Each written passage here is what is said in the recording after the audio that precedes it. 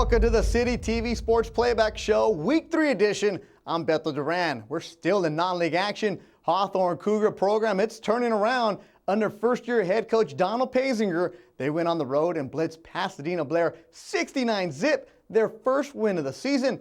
Up next for the Cougars, Bourbon Day.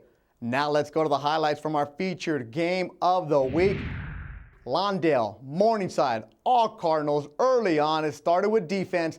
David Tuivai, number 48, with the fumble recovery. Near their goal line, Chris Murray hands off to the up back Richard Fitzgerald for the first touchdown of the game. Cardinals on top 7-0 early in the first. Still in the first, 5:43 to go in the quarter. DeAndre Shaw gets into the mix.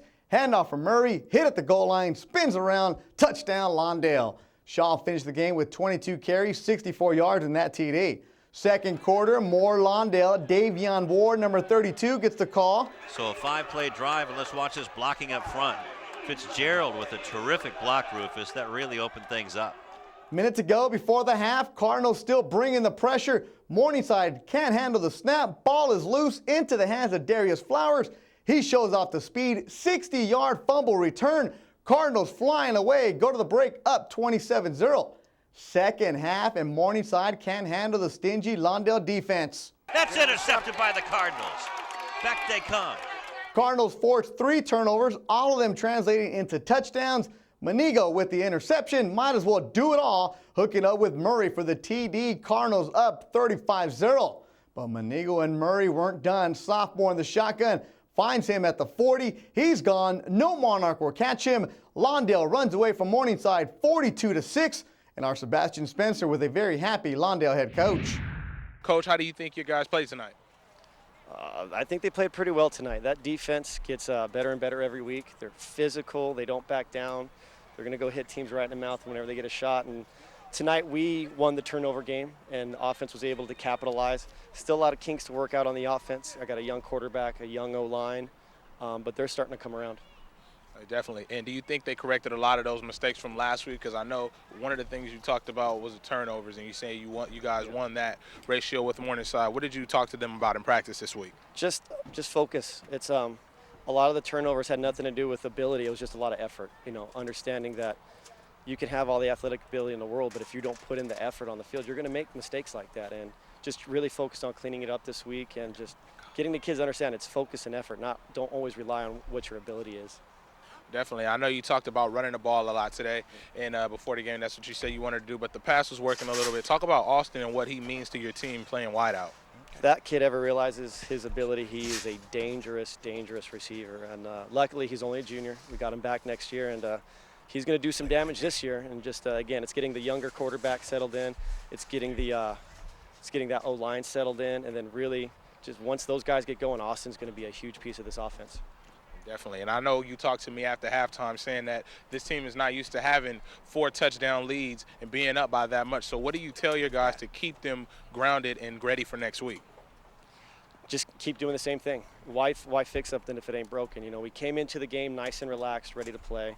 They go in at halftime, they got a little amped up, settled them back down. Don't change anything. Let's stay nice and relaxed. Let's stay loose, and then just have to have another good week of practice, keeping them relaxed, keeping them learning, and just keeping them focused. After dropping the opener at Southeast, Matheson and the Cardinals are now 2-1. He talked about focus, and that would definitely be the key tonight against a winless Leuzinger squad that was pounded 61-0 at North Torrance. But you know it, whenever you get 2 schools separated by a few miles and with players that know each other very well, it's always good football. Let's head to Olympian Field with our crew calling the game, Lou Stowers and Rufus Washington. Thanks a lot, Beto, and look at all of the food trucks, and it is a tailgate party here at Leuzinger High School. And, well, it's a gloomy day, a gloomy evening here, but it is going to be a terrific night of football here at Leuzinger High School. The flame is smoking here at Olympian Field, along with Sebastian Spencer, Negidio DeLeu, and Rufus Washington. I'm Lou Stowers, and Beto Duran as well. And we're here in another crosstown rivalry game, but it is the Lawndale Cardinals who seem to be taken off with their offense and defense, and Leuzinger with only 1 returner. You're exactly right, Lou. It is a crosstown game. Should be a good game, though. It's a classic trap game if you're the Lawndale Cardinals, because you're coming in with 2 wins, feeling good about yourself. Leuzinger is a wounded animal. Let's face it. I mean, 96 points in their first 2 games, only having scored 7, but those are the kind that you can't take for granted. We asked Coach Mathieson about that. He's told his guys, do not take these guys at Leuzinger for granted because they love nothing more than to get their season started with a W tonight. And for the Olympians, Egidio, this would be a huge statement game for their program and their young quarterback. Definitely already losing once here at home in their first home opener. The Olympians coming off 0-2 and a huge loss, 61-0 last week. The Olympians here tonight have to focus on quarterback, the senior, one of the big offensive production guys for this Olympians team in order for them to get a W here tonight. Edson Santos will be the starting quarterback for the Olympians, and the Cardinals, on the other hand, had a big win against Morningside last week. Definitely winning 42-6 against Morningside. Lawndale's been very impressive the first 2 times that we've seen them. First against Hawthorne, and then second against Morningside. And like Rufus said, Leuzinger would love to scratch here tonight and get this W against Lawndale. There's always been a lot of trash talking between their crosstown Lawndale rivalry, so we'll see who gets the W tonight. And we'll be back with the starting lineups and the kickoff right after this on City TV.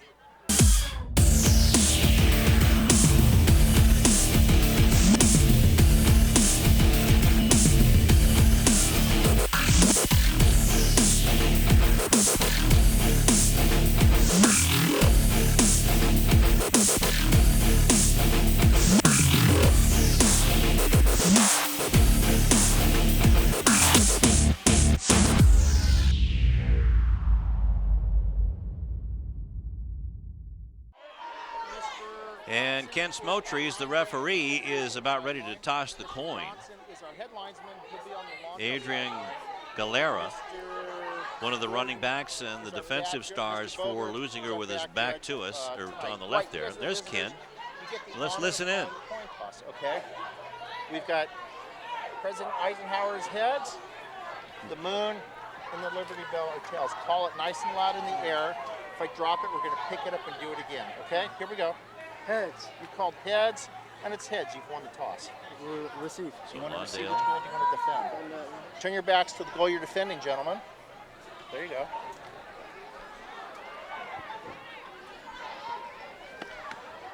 White's receiving, guys. Come in for 1 second. Okay. Big ball game tonight, okay? You guys are the captains of your team. We're looking at you guys to help keep your teammates under control, okay? If you have a problem with somebody on the other side of the ball, get a number, let one of the referees know. White team players talk to white, blue team players talk to blue, okay? Shake hands, bring them out, let's have a great ball game, guys. So Lawndale wins the toss, and they will be going right to left to start off the game. And that was Engerson Lambert along with Bo Estaya, captains out there for the Lawndale Cardinals. And Rufus Leuzinger has a big mountain to climb this year with Coach Jenkins. Well, they've got a big mountain to climb. They started climbing it last year. That was tough, but that book's behind us. Last year they were 1-9.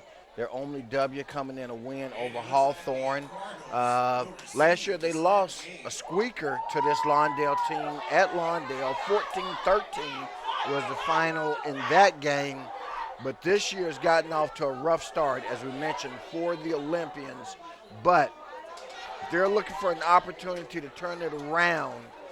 This could be one of their better opportunities so far in the early season, Lou, and that's because they may get lucky and catch this Lawndale team coming in with the big head, a little bit overconfident, feeling good about themselves, all right, and they may take this Leuzinger team for granted, and that would be a mistake to do. It might be a hangover game, as you might want to call it, for Lawndale, as you say, after the big 42-6 win, where Lawndale took advantage of Morningside giveaways.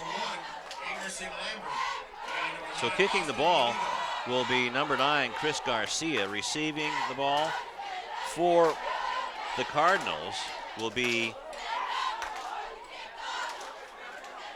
Darius Flowers and Emmanuel Ayo.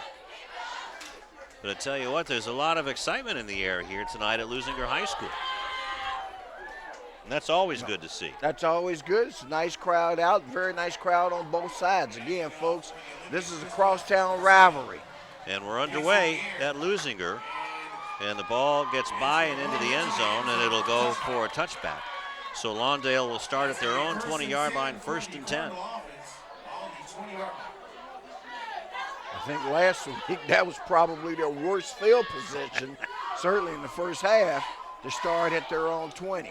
Give us an opportunity, though, and the fans of CityTV to see how well they engineer a drive. This was exactly what Coach Mathieson was talking about. If we've got to go 70 yards, in this case it's 80, I want to see them methodically march down the field. So we have a new quarterback. Usually it's Chris Murray, but tonight they're starting off with Richard Rivera, a senior, and he hands the ball off not too cleanly to DeAndre Shaw, and they're going to call that a no gain. Not in uniform tonight for the Lawndale Cardinal will be number 15, Ryan Alexander.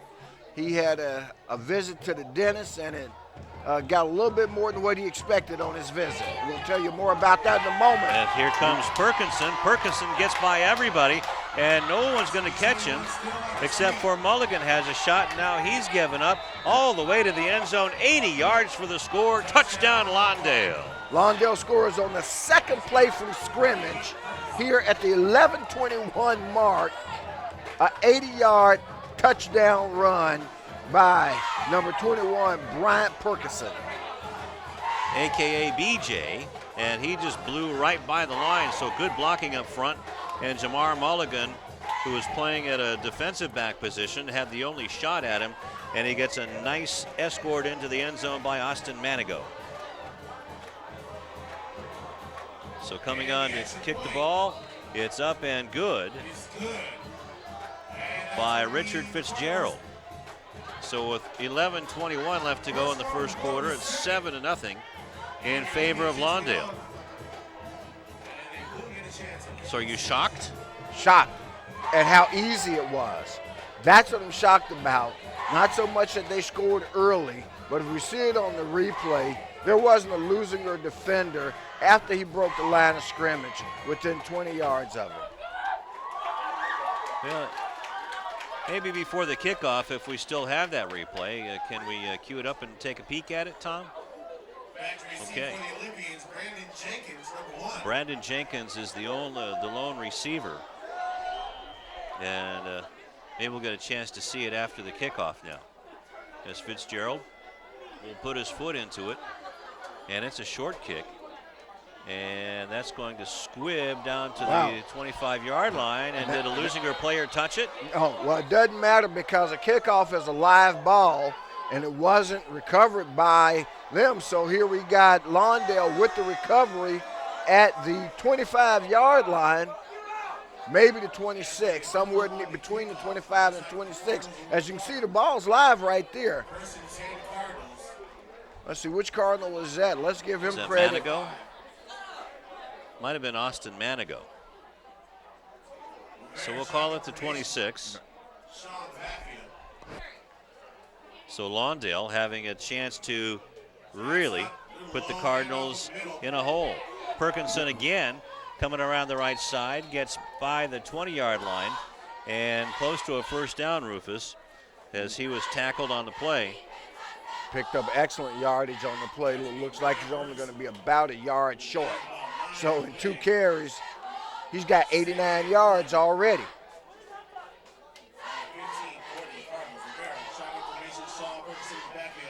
And the snap is bounced again. Rivera is now being bounced around by Leuzinger, but I do believe big Rivera leans forward for a first down.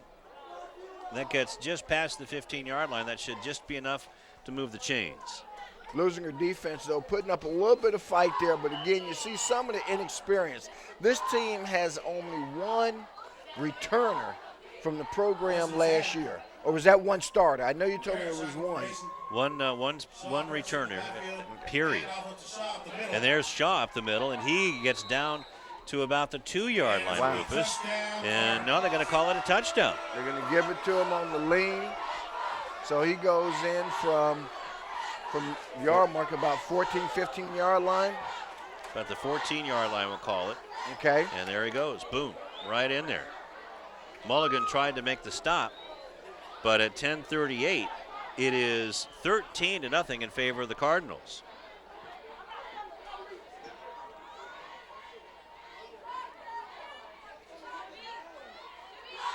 So Shaw, the machine continues.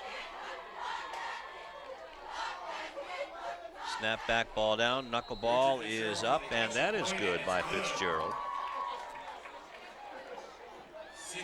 So a 14-yard run by DeAndre Shaw, Rufus, and that was a 3-yard drive, a 3-play drive, 26 yards. And that took under a minute, about 50 seconds. So in the first 5 plays, Luke, they've scored 14 points. And that's from scrimmage, all right? Yeah, so it's just a little over 100 total yards. 106 total yards and 2 touchdowns. Fitzgerald going to kick it off. Now kicks it over everybody. Brandon Jenkins goes back to get it, and he's going to be plowed, but then a flag on the play, Rufus. Well, he's going to be the beneficiary of a bad play, looks like, by Austin Manigo. They're going to call unnecessary roughness against the Cardinal. And the reason for that is he was already down. And he was down. That was clear, as we'll see here on the replay. So he's down. Bam. That's easy. That one was easy. So the momentum, you don't take that away from him, huh? No, you don't take that away, but you can't reward. You got to penalize that play. That's close to being in the category of a defenseless player. Okay, so that's a 15-yarder. Because he downed that ball around the 5, and now we're up to the 20. So our first chance to see the Olympians on offense. Let's see what they can generate. Not much on that play as the ball is handed off by Edson Santos.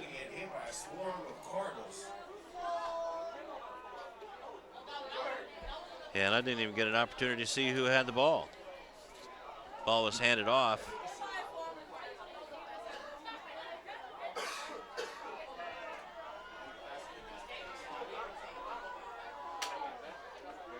And the ball's handed off again. This time a couple of yards. This is Jenkins. Well, it's number 1, and that is Brandon Jenkins. So we'll give Jenkins the first carry as well, so he gets 3 yards, and it's 3rd down and 7. Olympians needing the first down here just to keep some offensive momentum going. Back to pass, and it's complete to Mulligan, but it's not going to be enough for a first down, so it'll be 4th down at about 5. Way short of the first down. So Rufus, that was a net gain of 2 yards on the play. So they're bringing out the punt team now. Not too many Leuzinger Olympians on this roster. I only counted 21 that Coach Perkins handed over.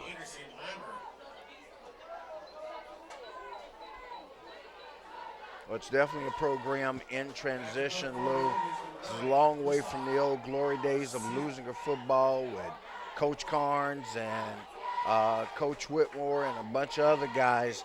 But give them time. They'll be back. And it's a fake. Ball gets up to about the 27-yard line, and then Lawndale will get the ball there, 1st and 10. What I tell you, that 20, when they got the ball at the 20, that's been their worst starting position in 2 weeks, and at their own 20 it was. Leuzinger runs a fake, boy, really didn't fool anybody on the Lawndale team. That's a high-risk, low-reward play, Lou. And when you talk about getting a low reward, that's what they got out of that, because now they've got to play defense with their backs backed up against their own goal line. We're going to call it 1st and 10 from the 27-yard line of the Olympians. Rivera hands the ball off to Shaw. Shaw picking his way through, had a nice hole to run through, gets beyond the 20-yard line. It'll be 2nd and short. Well, when you're picking up 8 and 9 a play, Boy, that puts a lot of pressure on your D. And right now, that's what Leuzinger is up against. And they elect to take a timeout here in the first quarter. And when I was talking to Coach Perkins, his attitude was good about the kids that he has, but he knows that he's missing a lot. And a couple of kids that are going to be coming back from bereavement by the Hawthorne game. So we'll be anxious to see the new kids on the block. And he also mentioned that because there's so much competition now for football, there always has been, between Leuzinger, Lawndale, and Hawthorne in the Centinela Valley District, it's a race for kids. So this is a big game for Coach Jenkins and the Olympians to attract the youngsters back to Leuzinger, like you said, back to the heyday. Well, I mean, there was a time, and let's face it, when that wouldn't have been an issue for Leuzinger football. Between Leuzinger and Hawthorne, boy, they were the kings of the perch year in and year out. But now you got a new kid on the block in Lawndale. They're making some noise, and quite frankly, the last couple of years have either thumped them or come close to putting a thumping on both of them. As Perkinson gets down to the 10-yard line, it'll be either 1st and 10 or 1st and goal, depending on where they mark the ball. Looks like it's on our side of the 10-yard line. So we'll call it 1st and 10 from the 11. So a 9-yard gain for Perkinson and a first down. And the handoff goes to Shaw. Good defense there by the Olympians, only about a yard gain. And that's what they've got to do throughout the night tonight in order to keep this game within striking distance. So Johnny Rivera in at quarterback for Chris Murray. I know Murray was dressed and he was taking part in warm-ups. Coach Mathieson didn't say anything. And now the handoff goes to Davion Ward. And he scampers down to the 6-yard line. So it'll be 3rd down and about 6 for a first down. They can still get a first down, Rufus. Can still get the first. But right now they're thinking end zone. Because, boy, that first, quite frankly, the first is right there at the end zone. Quarterback keeper, and they will get the end zone. Rivera cuts inside and into the end zone. Touchdown, Lawndale. 7:16 left to go in the first quarter. And it's 20-0. And watch Big Johnny take the handoff. And Ward, a nice little block there, and into the end zone for the touchdown. Nice 7-yard run for the score by Rivera.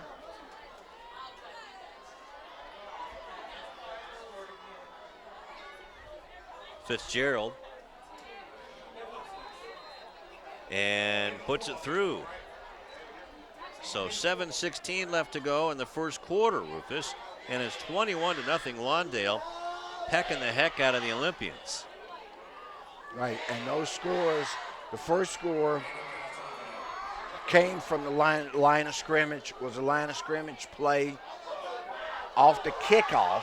The second score was set up off of a turnover in terms of Lawndale recovered the kickoff that Leuzinger didn't successfully cover. And on this one, Leuzinger went for on 4th and 5 and didn't come up with it. And Lawndale, working again with a short field, scores the TD. And Rivera, or I should say Fitzgerald,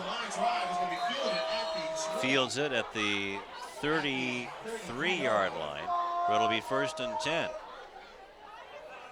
So let's see if Leuzinger can get something going here. So a 5-play drive, 28 yards, in about a minute and a half. And Johnny Rivera with the 6-yard run. Maybe one of our intrepid reporters will go out and find out what's wrong with Chris Murray. Oh, they're watching the game, man. Got the best seat in the house. Yeah. Handoff up the middle. And that goes to Khalil Miller. And Miller slashes through for a good gain, Rufus. About 6 yards. And this drive, which starts out near the 35-yard line, is the absolute best position that Leuzinger has had tonight. And up the middle Let's see if that does look good enough for a first down. That was Miller again. That's right at the 44-yard line. And that's good enough for a first down. Pretty generous spot by the officials on that play. Gives them the first down. Wow, they got too many men on the field. Yep, flags fly. And forward progress just beyond the 46-yard line by Miller, but let's see what the call is. There's going to be too many men on the field against Lawndale. And there you have it. They show it as an illegal substitution. And that's because the guy who was being substituted for didn't get off the field in time. And the flag on the plays will go against the Cardinals. Okay. So a gift from Lawndale makes it 1st and 5. 1st and 5. From the 49-yard line. Miller gets the ball. Actually, no, that was number 4, Adrian Galera, the captain of the team, and he punches forward, and that's close to another first down, Rufus, to the 46-yard line. Absolutely.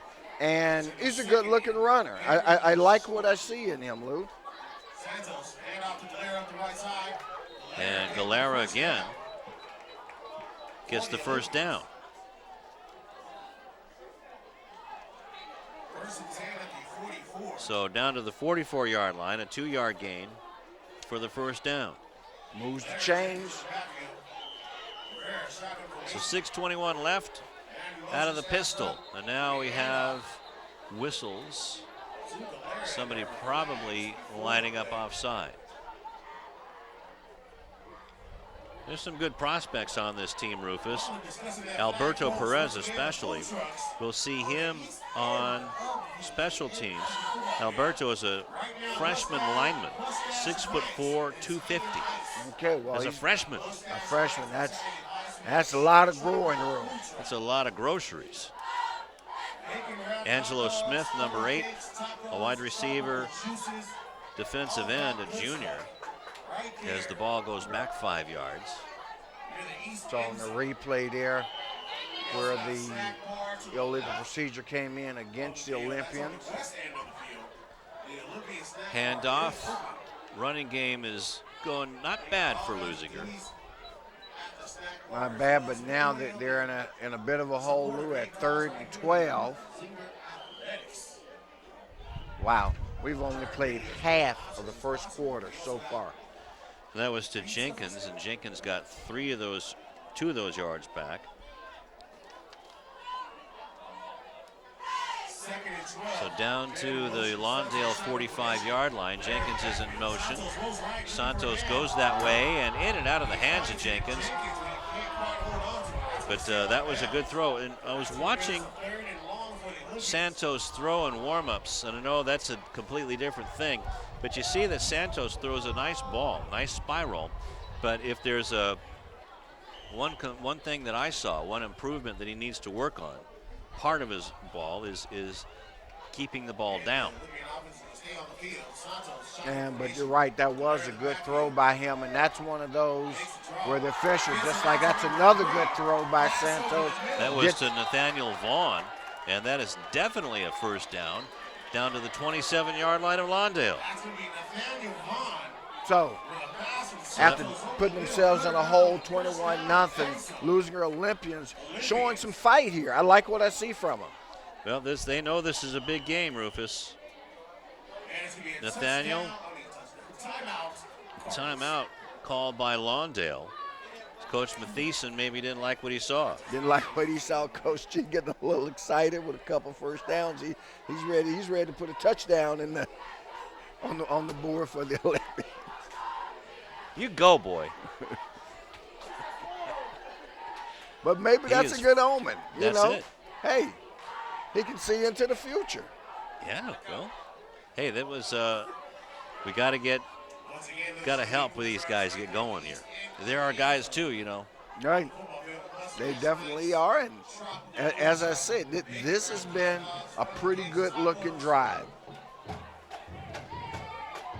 5:28 left to go in the first quarter.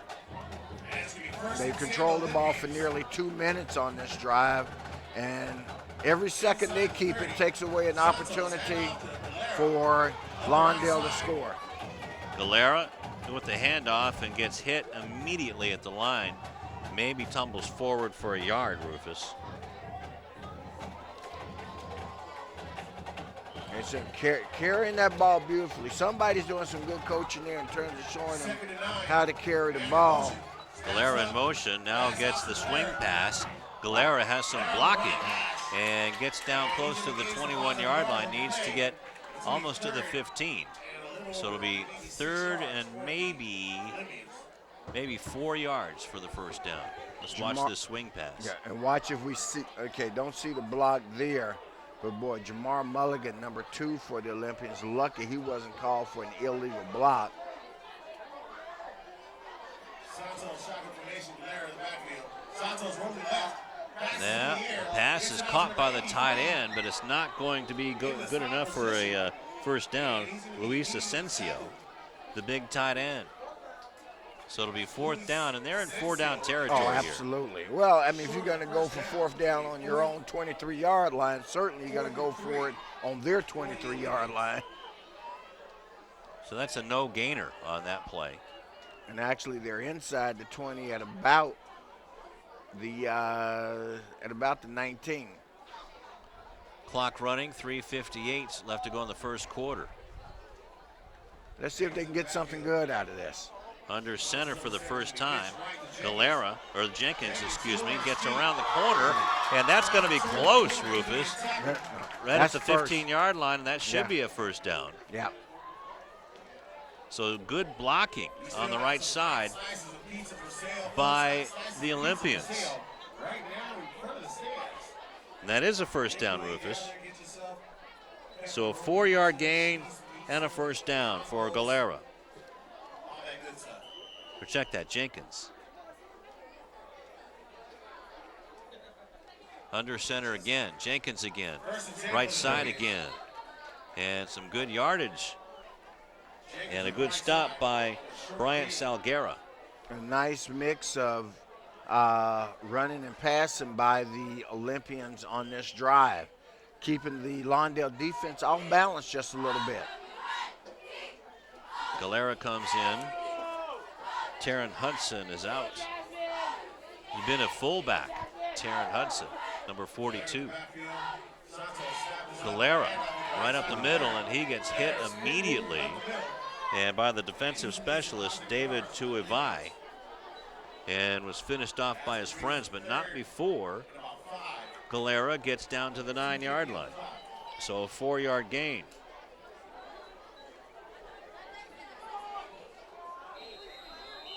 So a timeout on the field. That's the Olympians' second timeout.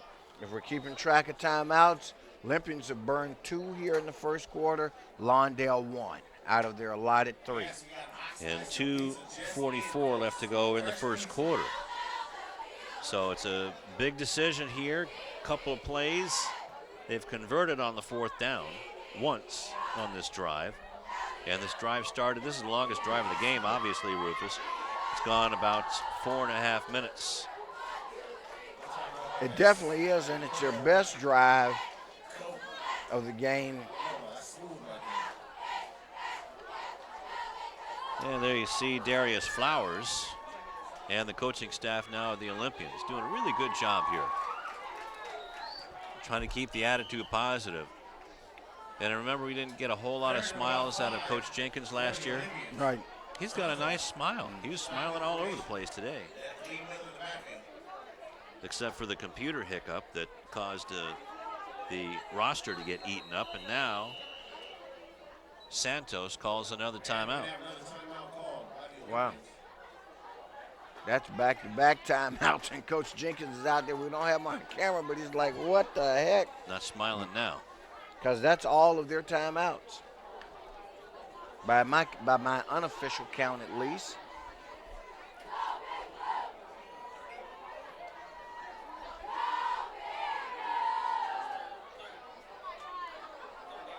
So Leuzinger, did they use their last timeout? Okay. Yeah. So our 2 official scores here Chris Murray, that's right. Keep forgetting his name. I think it's Richard confirm Murray. that. So you're giving me status as an official scorer to boot as well? Absolutely. Man in motion is Jenkins. Handoff. Play action fake. Into the end zone. Up in the air. Is it caught? Yes. And Is that it a touchdown? Should Yes. be, absolutely.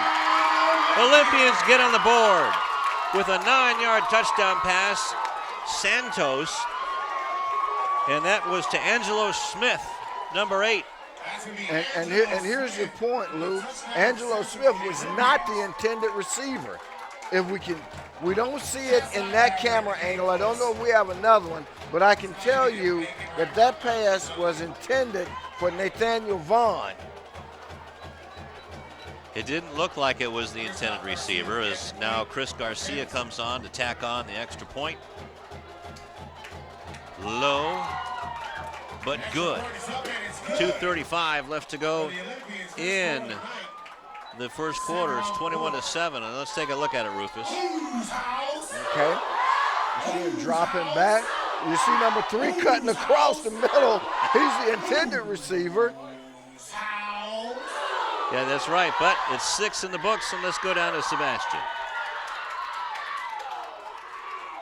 Hey, thanks a lot, guys. I was just on the Lawndale sideline talking to a couple of those coaches, and they let me know that Chris Murray, the sophomore quarterback, actually was late to a few practices this week due to some family emergencies. So the Coach Mathisen, thought he would give the quarterback number 4 in right now, Richard Rivera, they call him Sunshine, thought they would give him a little bit of snaps before the first half, and Chris Murray is supposed to come in the second half and play. So there you go. Back to you guys. Well, thank you very much. So we'll probably see Mr. Murray back. And 1 man back now for the Cardinals. Oh, no, there's 2 men back, pardon me. As Garcia will kick the ball off. Manigo to the near side, Lambert to the far side. But it's going to be fielded, and falling down is Terrell Williams. So they're going to spot it at the 25-yard line, although it wasn't That's a Isaiah particularly Torres. good kick. The field position, if you're the defensive Leuzinger, you can work with that because Lawndale will be starting at their 25-yard line. Last time they started down here, they ripped off an 80-yard touchdown run.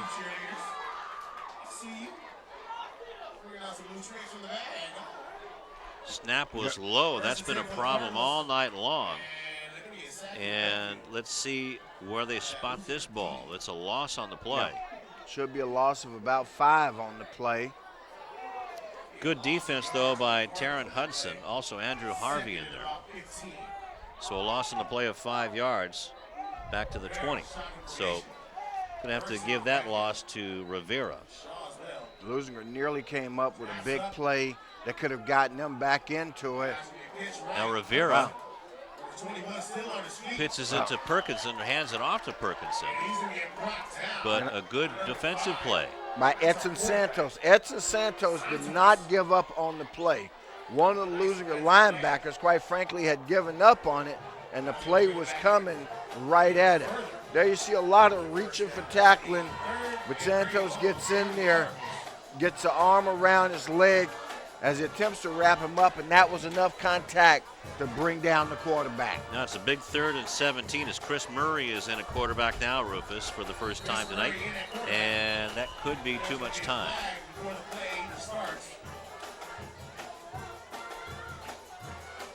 So let's see. Nope. Procedure call. Ken Smotrese, the referee, makes the call. Working with Ken tonight on his crew, if we can get that in now, is Greg Borgia, the back judge. Herb Thompson is the line judge. Ed Johnson, the head linesman. And Heath Jones, the umpire. 3rd and 22. Murray forced out of the pocket, gets out of 1 tackle, gets to the 25, up to the 30, and look out. That's a short sideline. Well, it's a short sideline, but he was so far out. This is where you got to have your head on your shoulders. You know, if you're the Leuzinger defender, you almost cost your team a first down. Okay. Now we do have a flag way back at the 10-yard line, Rufus, and the preliminary call is a hold. I'm not so sure I'd take that. Well, Okay. It's a holding call will put you back inside the 5 at about the 3 or the 4. So it would be 3rd down and 32. After the penalty, it's going to be 3rd and about 30. Inside the 5. Ball's got to come out to the 35-yard line. If you want to know where they got to go. Definite pass over the middle, and it's in and out of the hands of B.J. Perkinson. And once again, good defense by Edson Santos, who was right on top of the play. Even if the reception had been made, he was right there. Perkinson knows he should have had that one, and he did have some room to run. So now Murray is still back there. It's 4th down, and they're going to go for it, or are they going to pooch kick it? No, they're going to kick this. Well, now, he drops now it. dropped Don't know. it. Now he has to throw it. That's going to be intercepted. No. But actually, that's okay. That's even That's better. even better, yeah. That's even better because it's going to be 1st and goal from inside the 5-yard line. And at the 3, it's going to be 1st and goal from the 3. So So, yeah. when luck is coming your way, and see, that's number 1. That's Jenkins. Brandon Jenkins. Once he gets up and figures it all out, he's going to realize that's the best drop you ever made in your career, son. He's going to go to confession and say thank you for not letting me intercept that. So now Santos 1st and goal. Pitches the ball off. Miller has it and gets caught from behind and drugged down on a good defensive play. I'm not sure he gained much on that play. We're going to call it a no gain. So with the pitch, they took a 4-yard, they're 4 yards from pay dirt and made it a 9-yard play. So they were lucky to get back to the line of scrimmage. So now let's see how tough the Lawndale defensive line can be. And this game could get real interesting in the next 39 seconds of the quarter. And not if the Lawndale defenders have anything to say about it. Boy, this is a big set of downs for the Olympians. Terrell Williams with a nice tackle. And that's a loss on the play of a yard. With 25 left on the play clock, I think I'd go ahead and let this one run out, regroup, and figure out. Now he gets under center. Goes to Jenkins. Jenkins can't get anywhere because of the good defense. Staying at home was Brandon Segura, and that's going to end the 1st quarter of play. And it's going to be a 4th down and 4. And now the guys are standing around, but there's no time on the clock, so they're going to have to go to the other side. Yep, you're going to have to make. This is the part when you're playing that you really hate, when you got to walk 98 yards. All right. Well, maybe the Olympians aren't going to hate it so much because they're the ones that have the opportunity to get one more score closer. Let's go down to Egidio. Thank you, guys. Well, the Olympians went down early, giving up 3 touchdowns, going down 21-0. But led by quarterback Edson Santos, they came back. They put up 7 on the board for the 2nd touchdown of the season. Also, Edson Santos had 1 tackle and a big pass deflection to cause a big 4th down on defense as well. So he's doing it, and the Olympians have to ride him the rest of the game in order to get a W here tonight. Back to you guys. Thank you, Doctor. Egidio, did he come from a TV set there? I know, it looks like he came like straight Days of from Our Central Lives? Casting with the white jacket on, his fall whites. So you saw Bryant Salgura and Terrell Williams on defense. We've been calling Terrell's name quite a bit.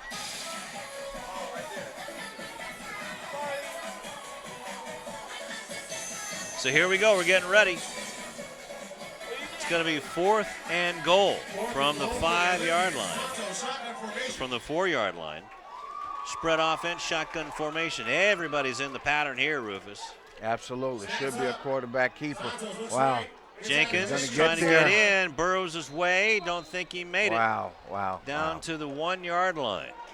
Wow. And that's going to be turned over on downs. So Lawndale holds serve. Lawndale holds serve. Leuzinger misses out on a golden. Folks, this is what you call golden opportunities. That was one where they had first and goal from the 4. Okay, And we'll could keep not track of punch that. it in. At 11:54, the second. So Lawndale had it at their own 3-yard line, couldn't convert it. Now what do we got? Looks like we're gonna have a timeout taken by Lawndale. So Lawndale has one remaining timeout. Just starting the second quarter here. Coach Van Hook says one left.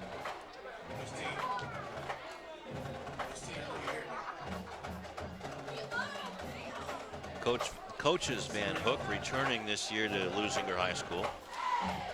Daddy Van Hook on the basketball team, Mama Van Hook with the Spirit Squad.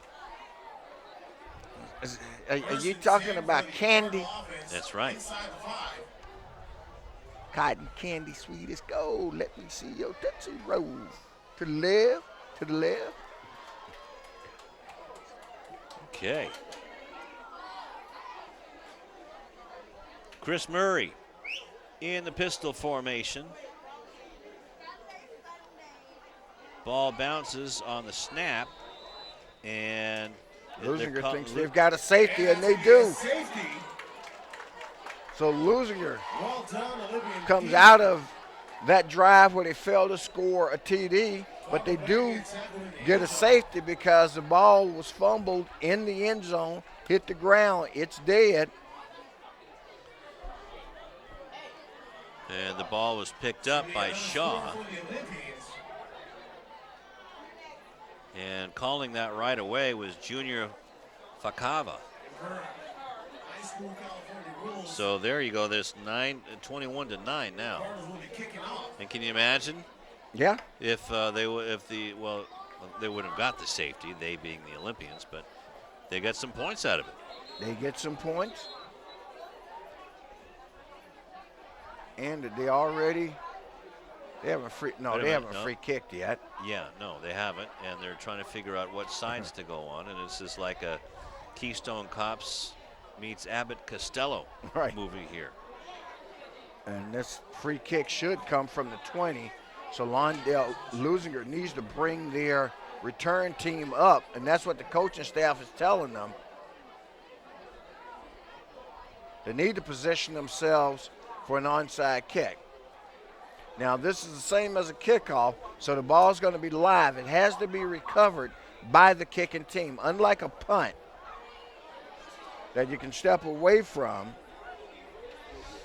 Yeah, there's 53. We failed to get his number, so maybe one of our sideline reporters can get the name to go with number 53 for the Cardinals. Kicking it off. Brandon Jenkins is going to have good field position, gets to the 50-yard line, battling his way to about the 48. Nice. And Pablo Rodriguez near the ball. I'm sorry, nice 15-yard return for Jenkins from the, took possession at the 35, gets it out to midfield.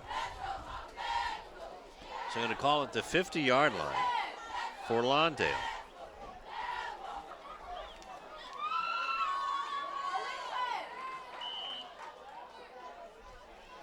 So DeAndre Shaw uncharacteristically fumbling, costing the Cardinals 2 points, gives the ball back over to the Olympians. Santos can't find an open player, an open receiver, and goes down in a heap of white jerseys. Loses 2 yards for his effort. Must have been good defensive coverage by that secondary of Lawndale, because I'm looking and thinking, okay, well he made the decision to pull it down and run with it. Actually, rather than looking up the field, not sure what he saw downfield, but didn't like it and decided to run. Adrian Galera, sorry about that. No. Galera back there with him, makes a nice block. Now Santos takes off, gets enough for the first down, and it'll be 1st and 10 for Leuzinger at the Lawndale 39-yard line. So he's doing a good job of showing pass and then pulling it down and running with it.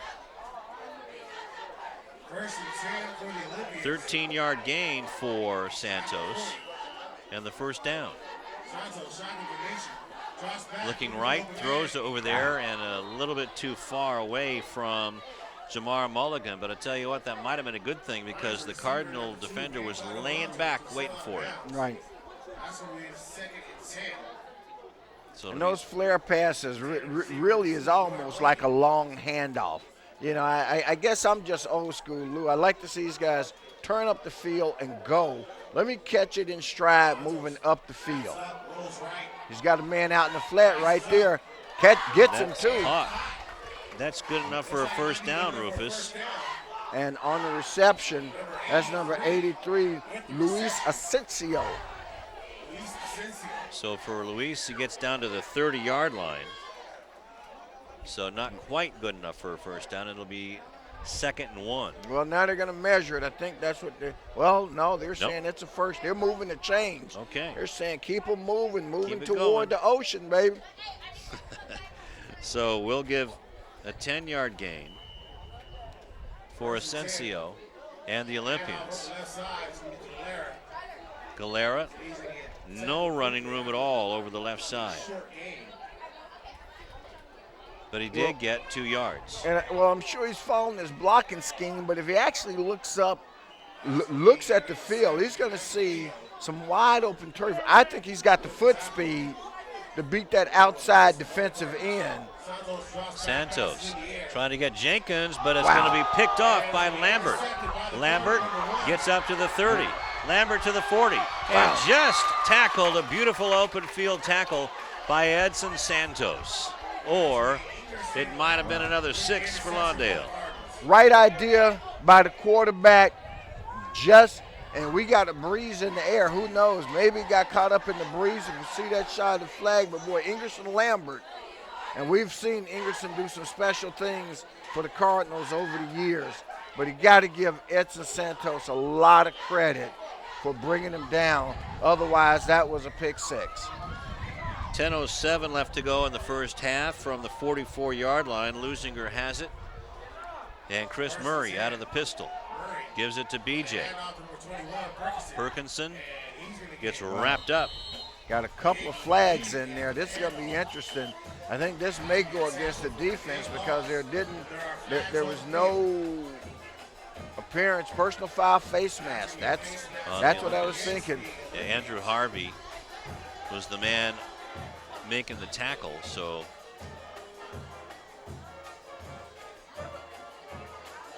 from the spot of the ball, or from the spot of the foul, they're going to take it from the line of scrimmage.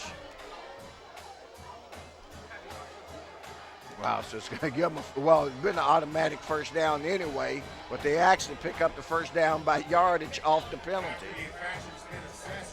Yep, there it is right there. Harvey didn't mean to do it, but he finishes the job there anyway. So the 45-yard line, Murray keeping it himself on the option. And Harvey brings him down. Good tackling there by the Leuzinger defense. A little slow to get up for Leuzinger's number 57, Harvey, whom you just mentioned.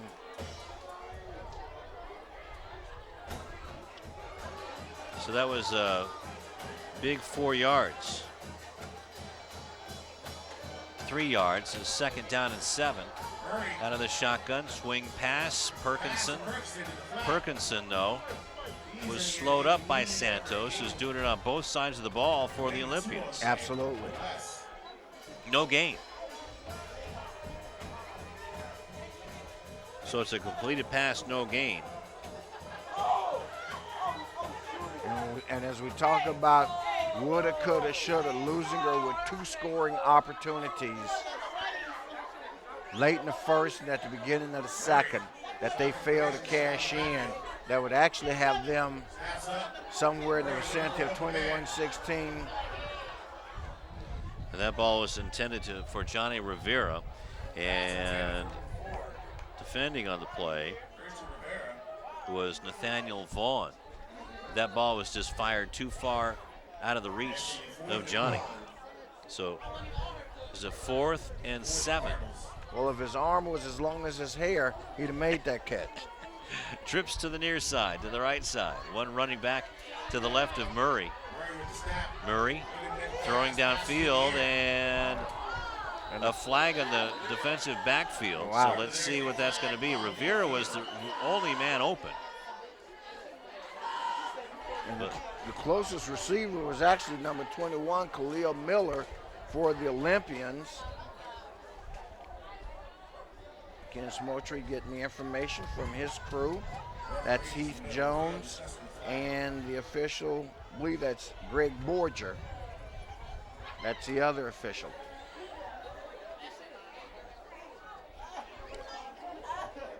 But you got to give credit to the Olympian defense, Rufus, and that's pass interference, not credit that time, because that's going to be an automatic first down. That's a So second is that big on penalty. Santos? Can we see that one more time, please? It's going to go all the way down to the 28-yard line. I don't know who Well, it was if on. it was called back there. It may have been Santos. It certainly wasn't the deep coverage man. Inside the 30 for the Cardinals. Ball rolls to Murray, Round up the snap. and Leuzinger is lucky. Now, I guess the ball is live still when it snapped. When it snapped, you know, that's something I got to talk to the officials about. As a fan, I can tell you,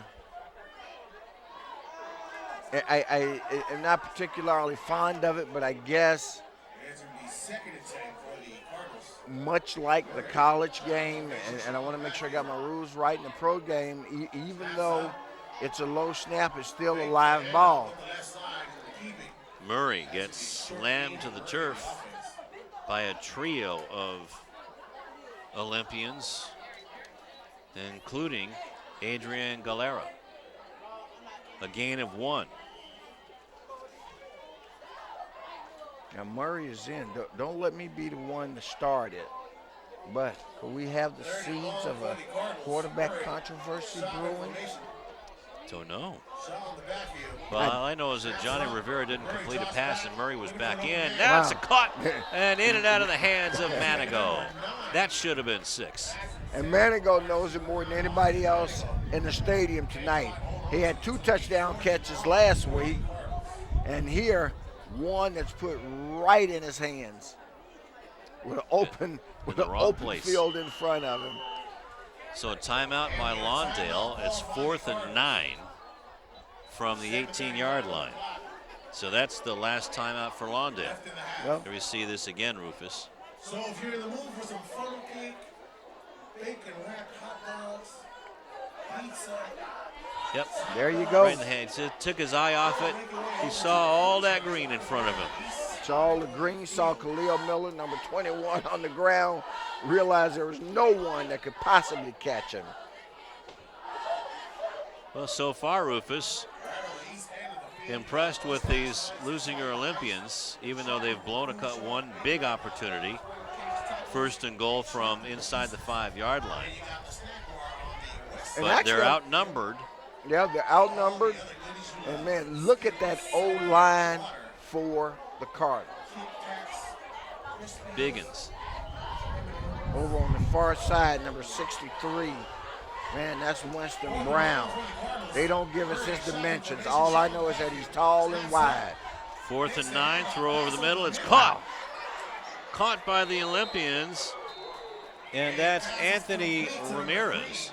And Anthony gets the first down. first down reception. So the timeout yields dividends for the Cardinals because, boy, that was a big play. If you're a Leuzinger fan, man, you were hoping on that play that they'd be able to hold serve. So it's at the 9-yard line. Nothing And doing there, though. That's big it's number gonna be- 51. That's Ahmad Taylor.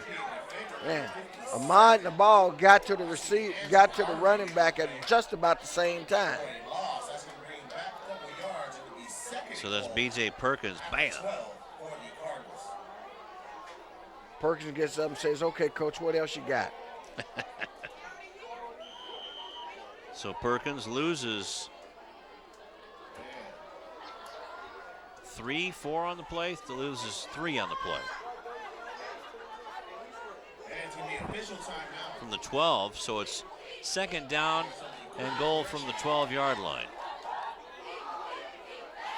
So now Lawndale is trying to get a play in or something in. Manigo, Rivera, and Perkinson, the receivers on the near side for Lawndale. Ramirez over on the left. Running back is DeAndre Shaw to the left of Murray. Still got something that the official doesn't like. Okay, he's clearing. Clearing the sideline. Edson Santos is off the field now, being treated by the trainer. Well, what he's telling him is that they've got to take him back within the sideline zone, which the training crew does not seem to understand the point that the official is making. So one of the assistant coaches has to say, guys, it's a simple equation. He's telling you move back.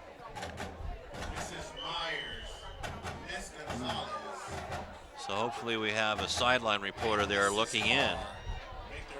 Yeah, they're watching. They're watching the game. They're not reporting, over the but middle, they're and it's watching. in and out of the hands of the intended receiver, B.J. Perkinson.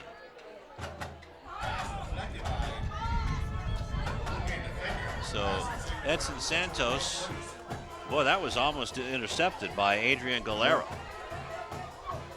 And Fitzgerald Ramirez was saying, geez, where was I here? So it's third down now and goal from the 12. 3 receivers to the right. The ball bounces. Murray picks it up. Heads across the 10, the 5, into the end zone. Touchdown, Lawndale.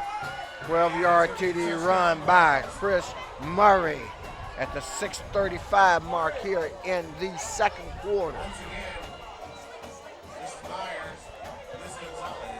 Let's go down to Egidio quickly.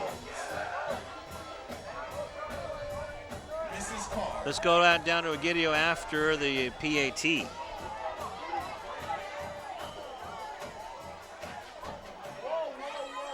So Murray with a 12-yard run for the touchdown. Murray and gets the ball down, but it's blocked as that snap almost went to the right of Murray. So he had a good job just to get the ball down, did Chris Murray. 6:33 left in the half, 27-9 in favor of Lawndale. Egidio.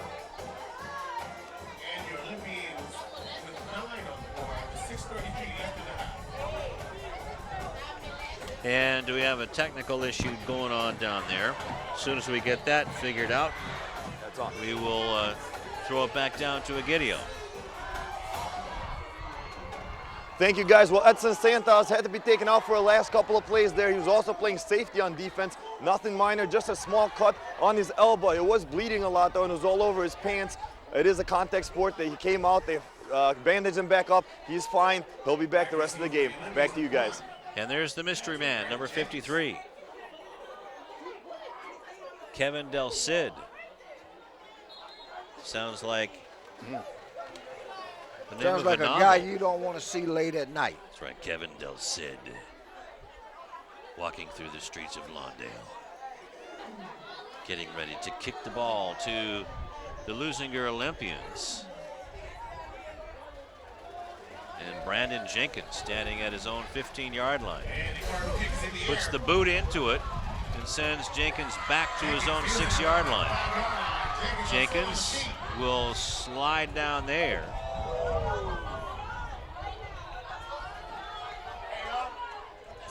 And it'll be 1st and 10 for the Olympians at the 15-yard line. Right. We're going to see the return here by Jenkins. I think that's one of those field condition issues where he just lost his feet.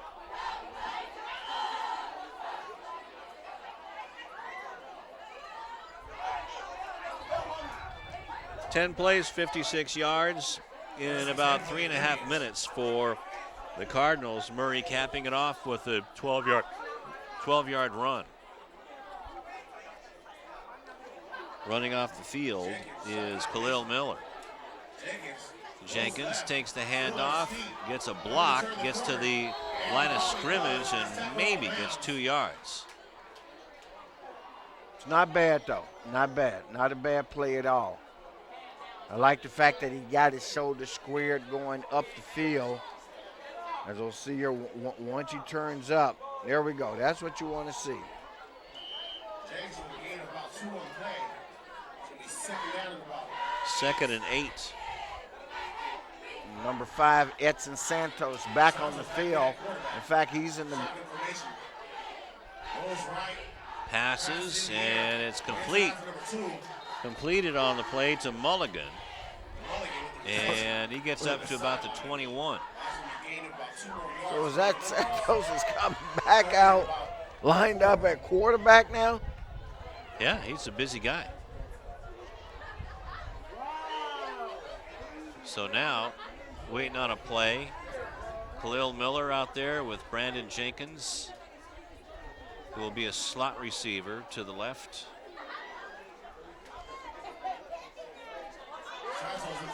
Santos. Wow. Now you got a flag coming in. And on the hit for the Cardinals, number 10, Christian Coleman. But there was a flag on the play. Khalil Miller got blitzed.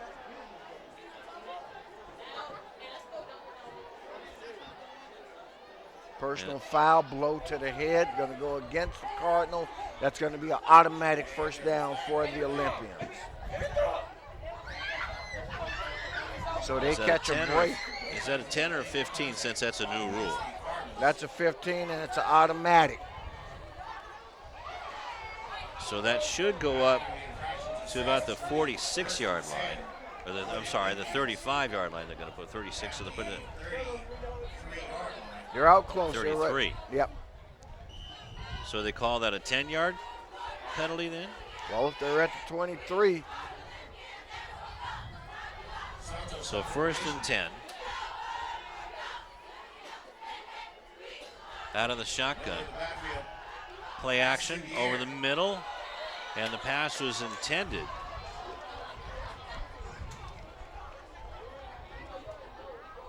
And for Nathaniel Vaughn, but he got hit and pretty good. Coleman is claiming, wow, I almost saw that one.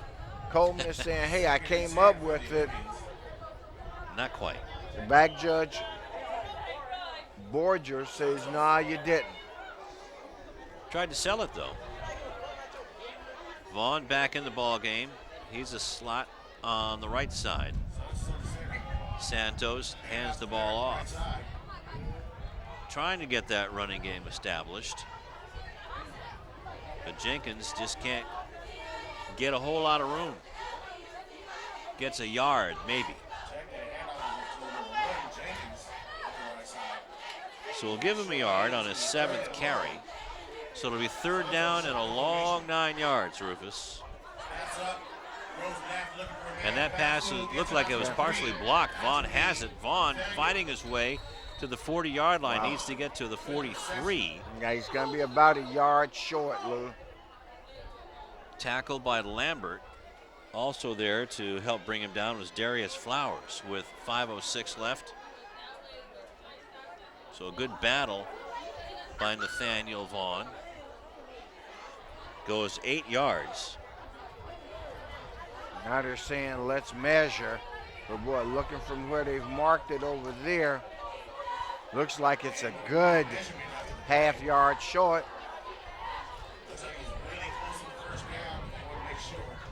So 4th and 1, and they're going to measure it.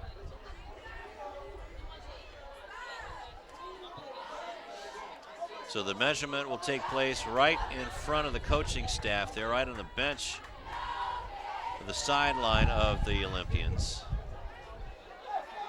Okay, he doesn't know where the measurement is. He's at the wrong end. Okay. All right.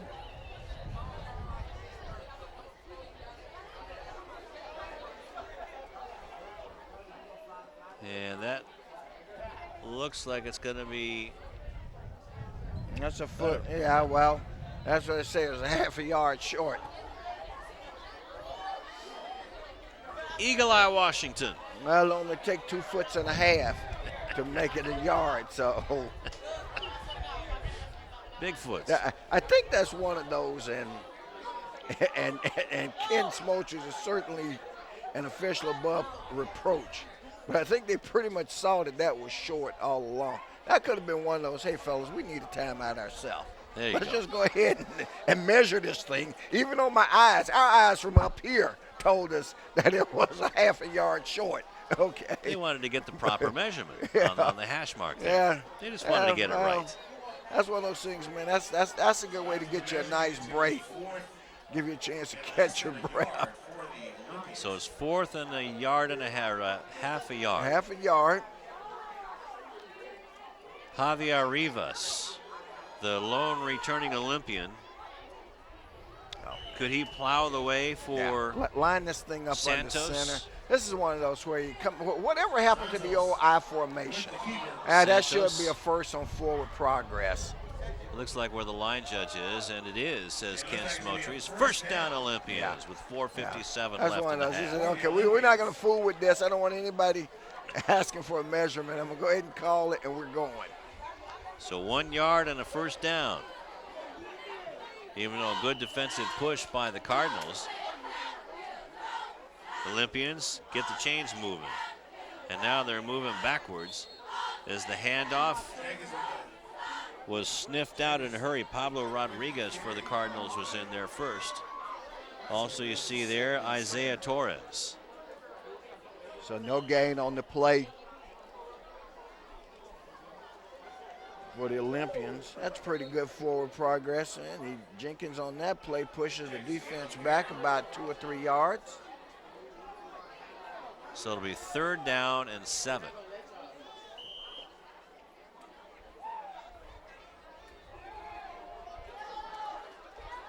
From the 46-yard line.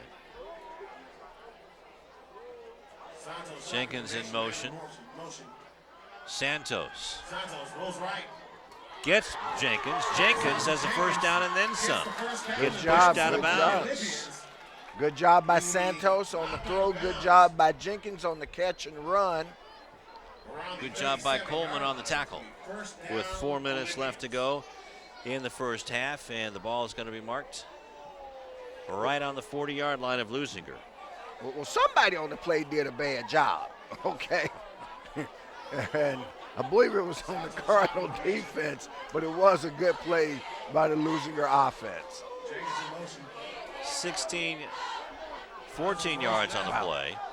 Santos getting out of trouble and throws it out of bounds. But a It'll good be job second by and 10. Santos to throw it away. That's what I like that I saw, Lewis. We see 3:53 clock stops because of the incompletion.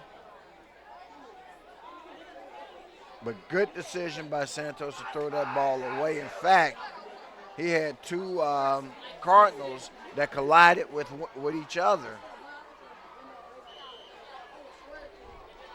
Let's get the big guy out on the outside, the far side, Luis Asensio, number 83.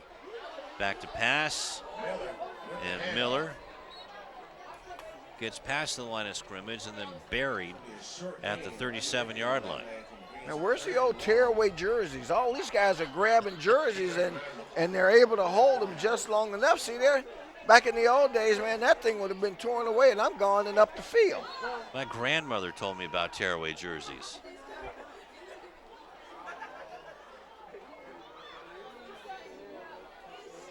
Come on now. I know. Well, that was back in the day. Yep. Santos going deep. Or no, he's not going anywhere. No, he pulled it down, man. He got sandwiched in between a trifecta of Lawndale Cardinals, led by number 43. That's Justin Wallace.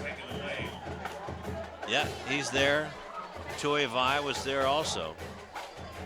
Now, this is one of those, it's a 4th down play and long. They're in Leuzinger territory. But I think I'd give my defense and my team an opportunity here. I'd go ahead and kick this thing away, man. I mean, push them back up the field a little bit. So a sack and a loss of a yard. Santos going to try to go for it on the ground and gets it down to about the 37-yard line. So they turn it over on downs at that point. No, they turn it over on downs. They give him, you know, I mean, he got a little bit out of it. But, boy, sure would have been nicer to me if you had kicked that ball, maybe pinned them down somewhere inside the 20, maybe even inside the 10, and given yourself a shot, or at least make them have to work for it. I mean, to give them the ball at the 37-yard line, I don't know.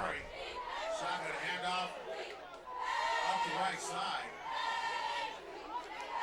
So the handoff, that might have lost a yard, Rufus, for DeAndre Shaw. Going to call it a no gain. It'll be 2nd and 10.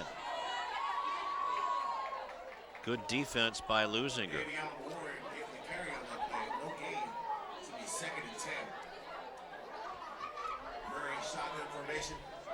Out of the shotgun, Murray sees everybody's covered, so he tries to run with it, trying to get up to the 40-yard line. But you have to give that one to the Leuzinger secondary. You have to. Good defense by them, and also good defense by those guys up front in the linebacker and down lineman unit.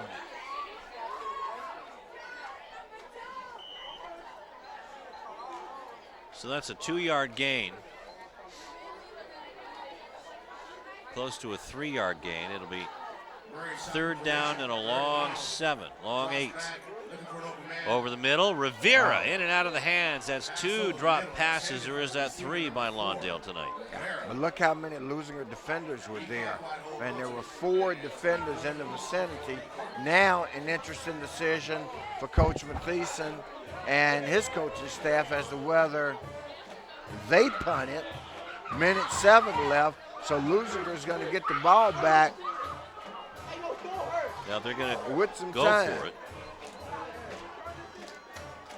which is going to be an interesting play here. Ward, the lone running back, and now a long downfield, a man open, and just in and out of the hands of Anthony Ramirez. And again, you're right, just in and out of the hands, man, because he got both hands on the ball, just couldn't bring it down. Oh. And Leuzinger very fortunate there on that play. So with 59 seconds left, they're going to take possession here at the 40-yard line. Excellent field position for them. Let's see if they can capitalize on this opportunity, Lou. Well, first of all, they're out of timeout, so you got to be looking to pass. You got to be looking at the sideline. Your players have to know what they must do in this type of situation. You got to let it go, son. Santos spinning around and down to the 38-yard line. Okay. 37-yard line, so a gain of 3.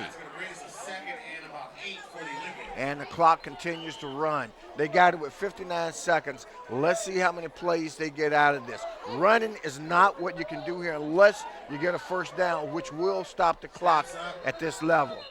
Now whistles are all over the place as the pass to Angelo Smith, that'll be negated. False start against Leuzinger. So in 31 seconds, they've gotten off exactly 1 play.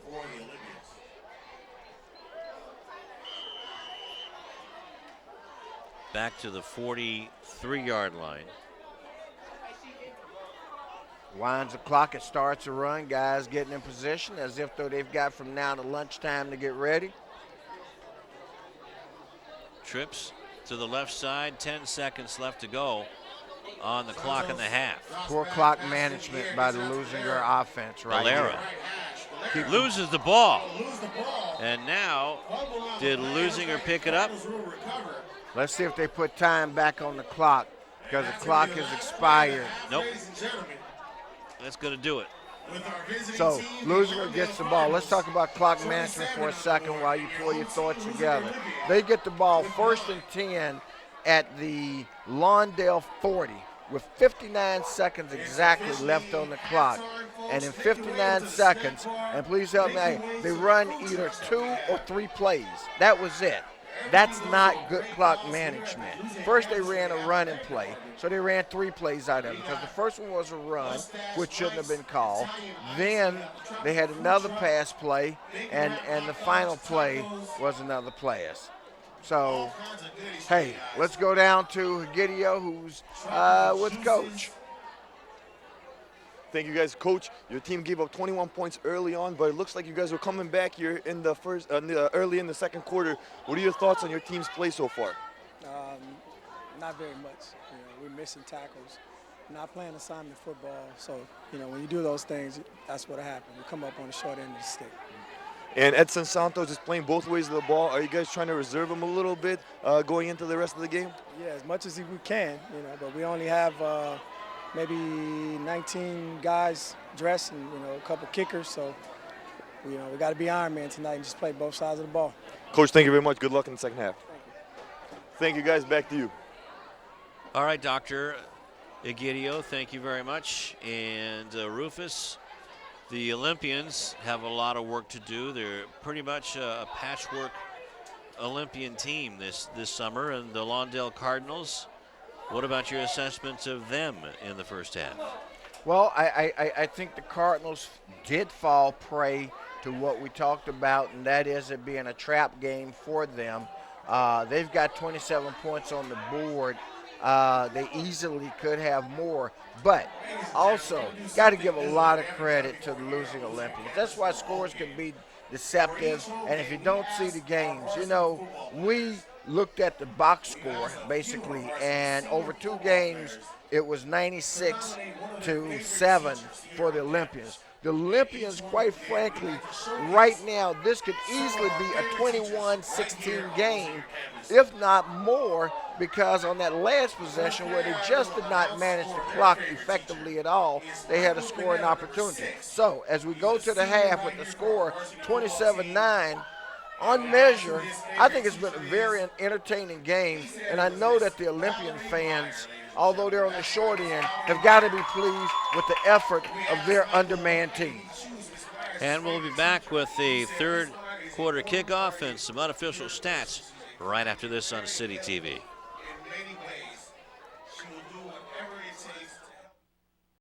Hi, I'm Donnell Beverly from the University of Connecticut, home of the 2011 National Championship UConn Huskies basketball team, and your Leuzinger Olympians. Beverly around the back, follow-away jumper, good, beautiful shot. It wasn't too long ago that I was playing basketball right here. I just want to thank him for having me here. I'm honored to play here. And the Huskies are the top dog in 2011. Winning the NCAA championship has always been a goal of mine, but so is getting a great education that will last me a lifetime. You can achieve your goals too. All you have to do is work hard and dream hard, and you can do anything you put your mind to.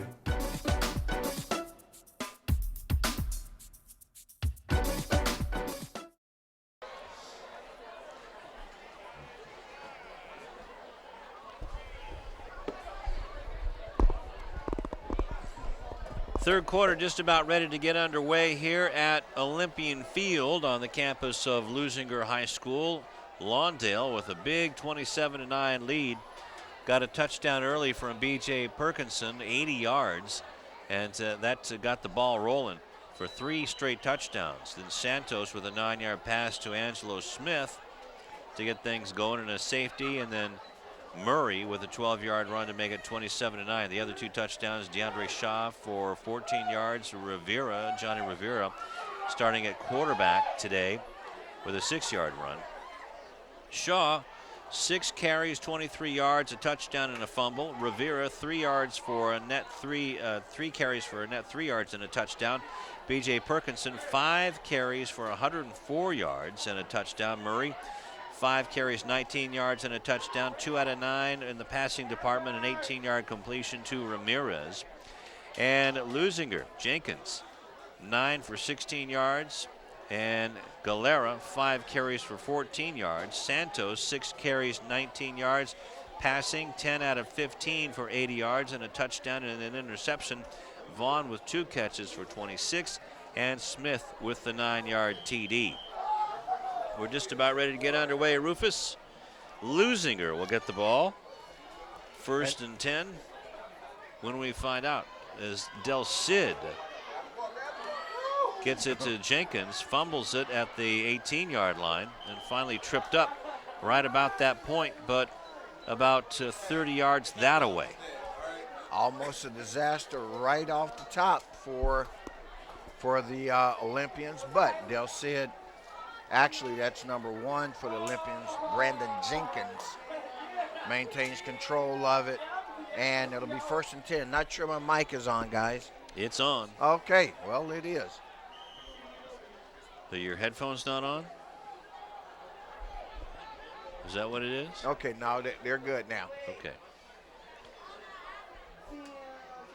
Santos, play action, pass is complete over the middle to Vaughn, and that's going to be good enough for a 1st down up to about the 29-yard line.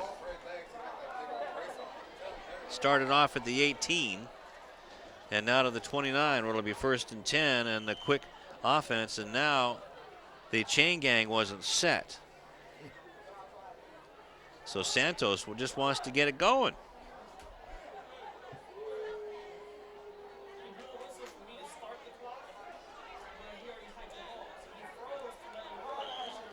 So an 11-yard gain, and Santos wanted to keep things going real quick.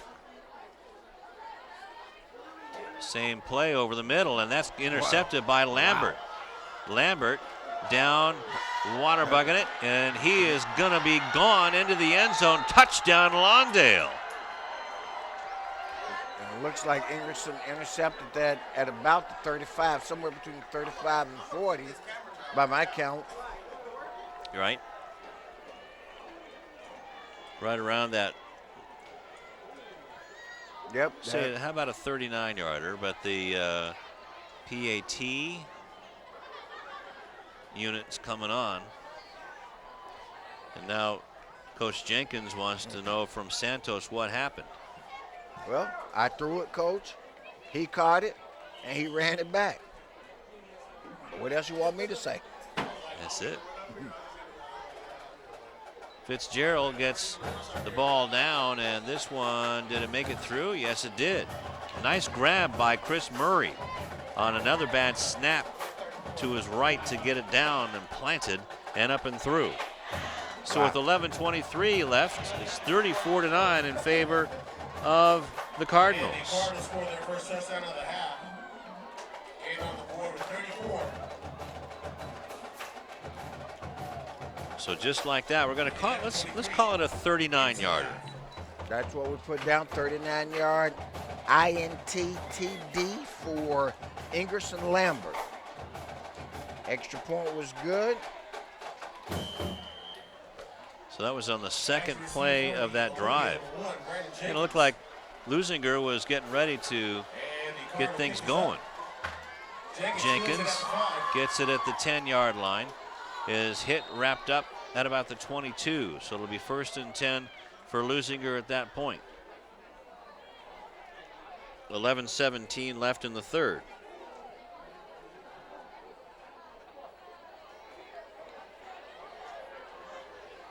So Leuzinger doing some good things, but not enough of them.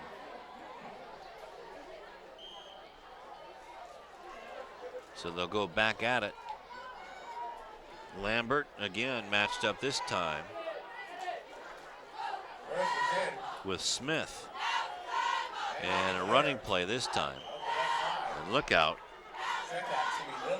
Lawndale is out to steal the rings from the Olympians. That ball was handed off to Khalil Miller, and no gain.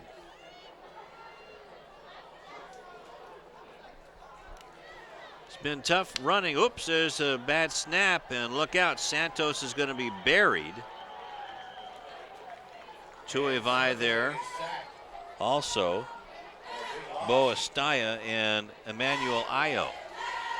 Played. Santos didn't have a chance. Didn't have a chance. Fortunately for him, the play was blown dead up at the 15-yard line. Boy, to pick up a first. It's now 3rd and long. They're at the 15. They got to get out to the 34-yard line. So it's about a third and 19. 17? 17, because the line of scrimmage was the 22. So back at the 15. Fingers and toes, 17.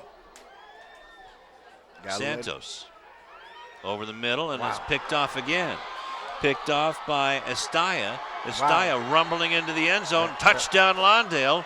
And this one is getting ugly in a hurry. Yep. Boy, after a great first half, actually for me, that's a 10:01 mark here in the 3rd. Let's see if we can get a finger. That looked like it was at the 25 maybe. Okay. We can see that one more time, Tommy. I'm just trying to get a beat on where Bo intercepted the ball. Here we go. Bango right there, 25-yard line. Yep.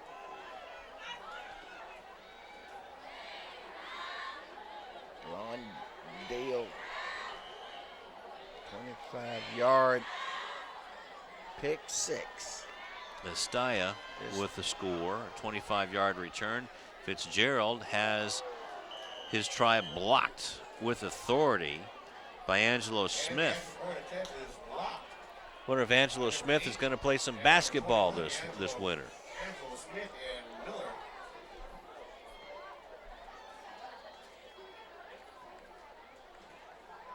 So all of that makes it a 40-9 ball game in favor of the Lawndale Cardinals.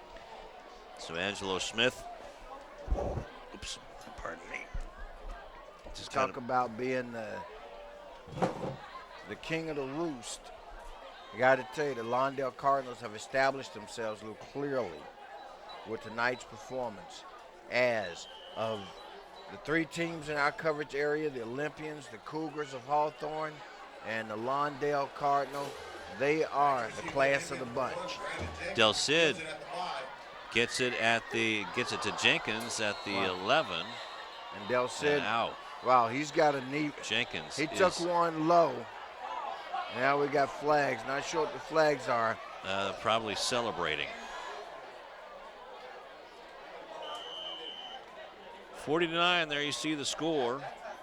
Well, that was below the knee, man. That's one of those. Okay, good. We see him jumping up. Got a big brace on that right leg, and I think that at the end of the day, that's what got hit. Caused him a little extra pain. He wants to stay in the game. Not sure the football requirement, but I know in basketball, if they come out to attend to you, you've got to come out for at least a play. Personal foul against Leuzinger, so maybe a little barking going on after that call, or after that play. There we see the play. And that was Manigo. Yeah. Just grabbed him and didn't let go when Jenkins spun around. Ouch. Jenkins let go of the pigskin in a hurry. That's what pain will do to you, man. It'll separate you from the ball. So Leuzinger trying to get enough Olympians on the field. And they better hurry if that snap clock is running. 2 receivers to either side of Santos, trailing 40-9. 2 straight passes, 2 straight interceptions for touchdowns. And now we have a new quarterback out there, and that's Nathaniel Vaughn. He is the quarterback, the backup quarterback. So Coach Jenkins might have seen enough as Santos is standing on the sideline with his hands on his hips, with Coach Jenkins talking to his young crew.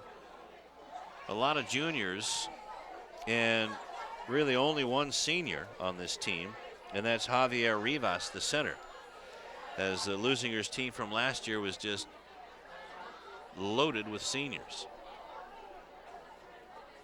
Well, it's definitely a rebuilding situation for them. But you build from the ground up.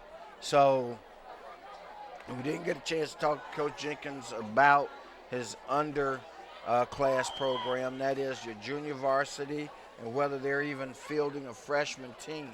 But I tell you, when I look at the paucity of players that they have on varsity, because a lot of schools will dress the JV guys just to make it look deceptively large, even though most of them won't get to play. But here, man, dressing 21 guys in an 11-man sport puts a lot of pressure on your players. So a loss on the play of about a yard as Adrian Galero out of the Wildcat. So back to the 14. Galera again.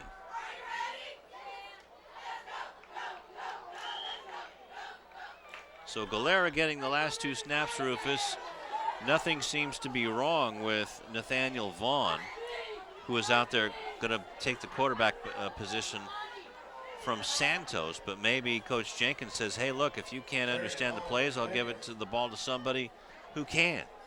So that's why Galera's out there running the offense. 3rd down and 11. Well, unfortunately, Santos definitely threw them literally into a hole with 2 INTs. Man, a hole that looked so promising closed real quickly. Yeah. On number 4, Galero. Galero with the 3-yard gain. It's 4th and 8. They got to punt it here.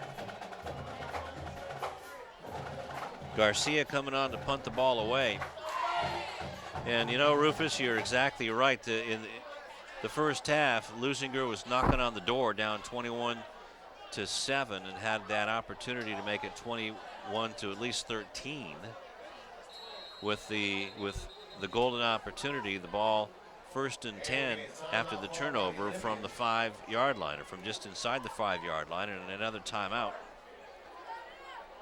And so Leuzinger down to 1 timeout here with a whole lot of football time left to go. We've got 20 minutes of football time left. They've got 1 timeout rest of the way. Let's go down to Egidio. Thank you, guys. Well, Brandon Jenkins got hit on the return a couple of plays ago, and he got hit on his right knee, which he already had a brace on it before the game. He played with it with a brace on for the last couple of games. I talked to the trainers, though. He said the brace was on it was a good thing because it kind of prevented a little bit of the damage. They stretched him out. They expect him back in the game the rest of the way here. So back to you guys. Thanks, Egidio. Thanks for the update. And still in the punt formation will go the Olympians. As Coach Jenkins tutoring his players. And that's Jameer White he's talking to. Back at the 49-yard line is Lambert. Garcia just gets that one away. Takes a Lawndale bounce, though, a good Lawndale bounce. Out beyond the 40 to about the 41. So Leuzinger will have another short field, Rufus, with 7:56 left to go in the 3rd quarter at about the 42-yard line. And you're right, short field it is. What they won't get is they won't get the ball being thrown toward them, at least not by the opposing team. This time they're going to have to do it themselves. First time we've seen the Leuzinger offense in this 3rd quarter. Chris Murray's back with B.J. Perkinson, who gets the handoff and who gets hit in the backfield. I don't think he got back to the line of scrimmage, but a good defensive play by Taryn Hudson, or Taryn. No gain for BJ.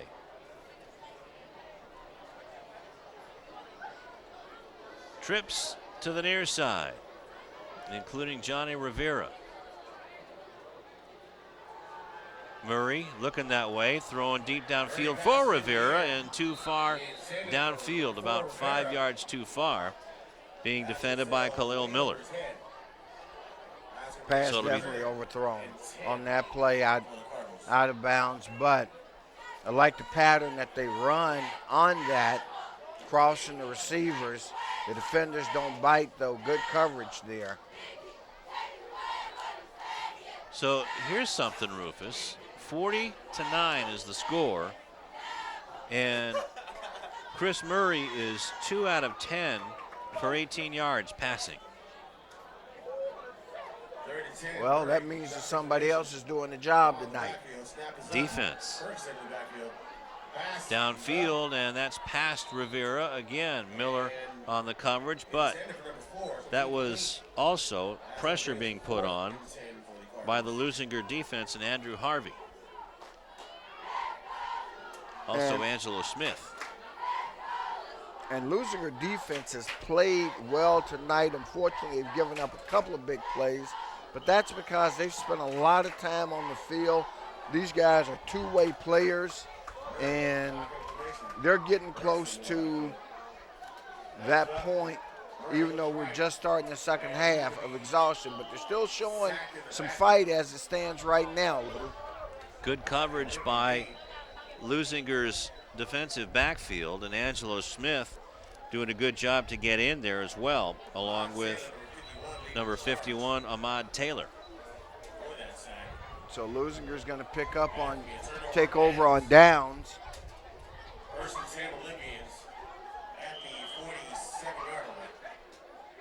So a sack on the play, loss of 5.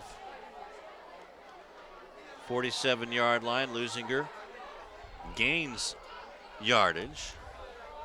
Santos comes back on the field. After he got into the doghouse for a couple of plays, or for a series anyway. Well, 2 back-to-back pick sixes will do that for you. Galera gets back to the line of scrimmage. It's tough down there. Some yardage going there. Good hard running by Galera. You know, looks like Coach Jenkins may have shut down the passing game, or at least as far as Santos is concerned.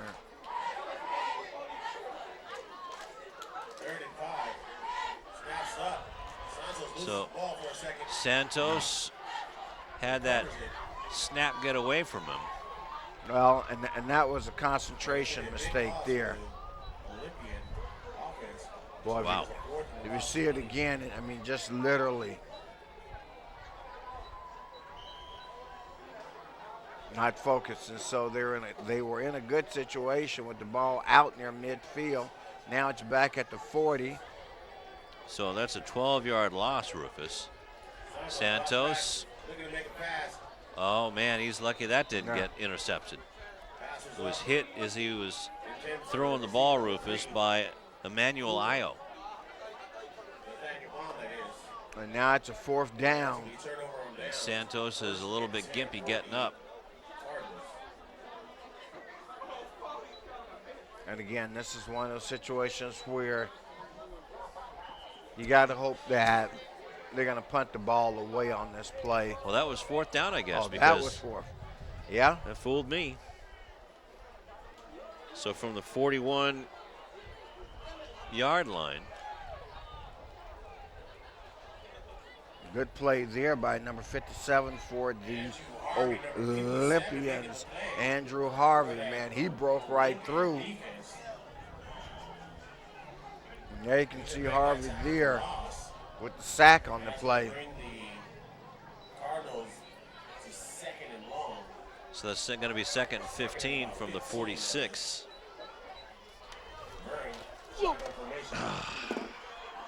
You take the call there, Rufus. I got to get my stat sheet. Okay. Yeah. So another play run by the Cardinals brings up now looking for the yard marker. It's third down, ball spotted at the Olympian 46-yard line. They need to get down to the 30, so let's call it a 3rd and 16 for the Cardinals. Lays it up. That's going to be, wow. Man, and that just went right through the hands of his intended receiver, Austin Manigo. Manigo not having quite the same night this week as he did last week, because he's had a couple of drops. And that's one, wow. That was just about on the money. What'd I miss? Well, you missed an incompletion to Austin Manigo in the right flat. And now they're going for it on 4th down on a 4th and 16. Take it, Rufus. All righty, well, let's see what happens. Let's see if we get Murray. Drops back to pass. Flags on the play. They kill the play, so that normally indicates it's going to be against the offense. Yep. So a 4th and 16 now becomes a 4th and 21, and now back after having searched high and low to retrieve his stat sheet. His stat sheet. Back is Lou. That's right. The wind just caught it and blew it out the window. Good thing we're not really high up. Look out. Sacked by Harvey. No, that's not Harvey. That's number 55. Junior. That's Junior Fakava. So, wow. Leuzinger will take over on downs from that point, Rufus, at the Lawndale 40-yard line. So they're going to get the ball, again, for them in great field position. So that's the 40-yard line, 4:49. So this game has all of a sudden gotten real sloppy. Gotten real sloppy, and that's what happens. Players starting to become just a little bit unfocused. If you're Lawndale, you're on cruise control, and if you're the Olympians, you're fighting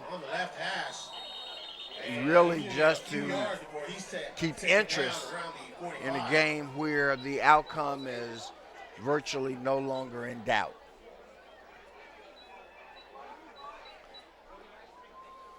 So give them a nice little gain on the play. Looks going to be right at 5 yards.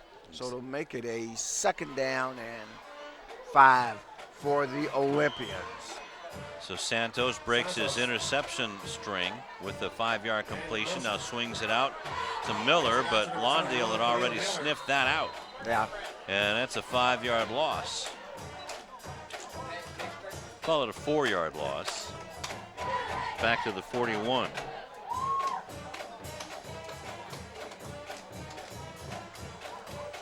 So they must have been watching the film and seeing that they do a lot of swinging.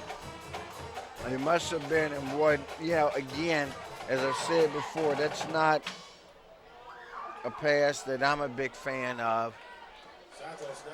3rd down, and we're going to call it 10, and now we have a flag and a sack.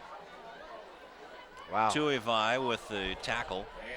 And the referee, Ken Smolters, threw that. That's almost an indication it's going to be against the defense, I would think. Face mask. It's our 2nd face mask of the night, one on each team. Let's see if we can see who done it. Wow, not. It was an inadvertent one, but that's still going to be a 1st down. Nope. Well, no, that was 5-yarder. Yep. So it'll be 3rd and 10. 3rd and 10. Santos gets it to Smith, comes back trying to gain some running room, but all he does is attract more white jerseys. Yeah. And it gave all of the game back. It picked up about 4 on that. To the 39.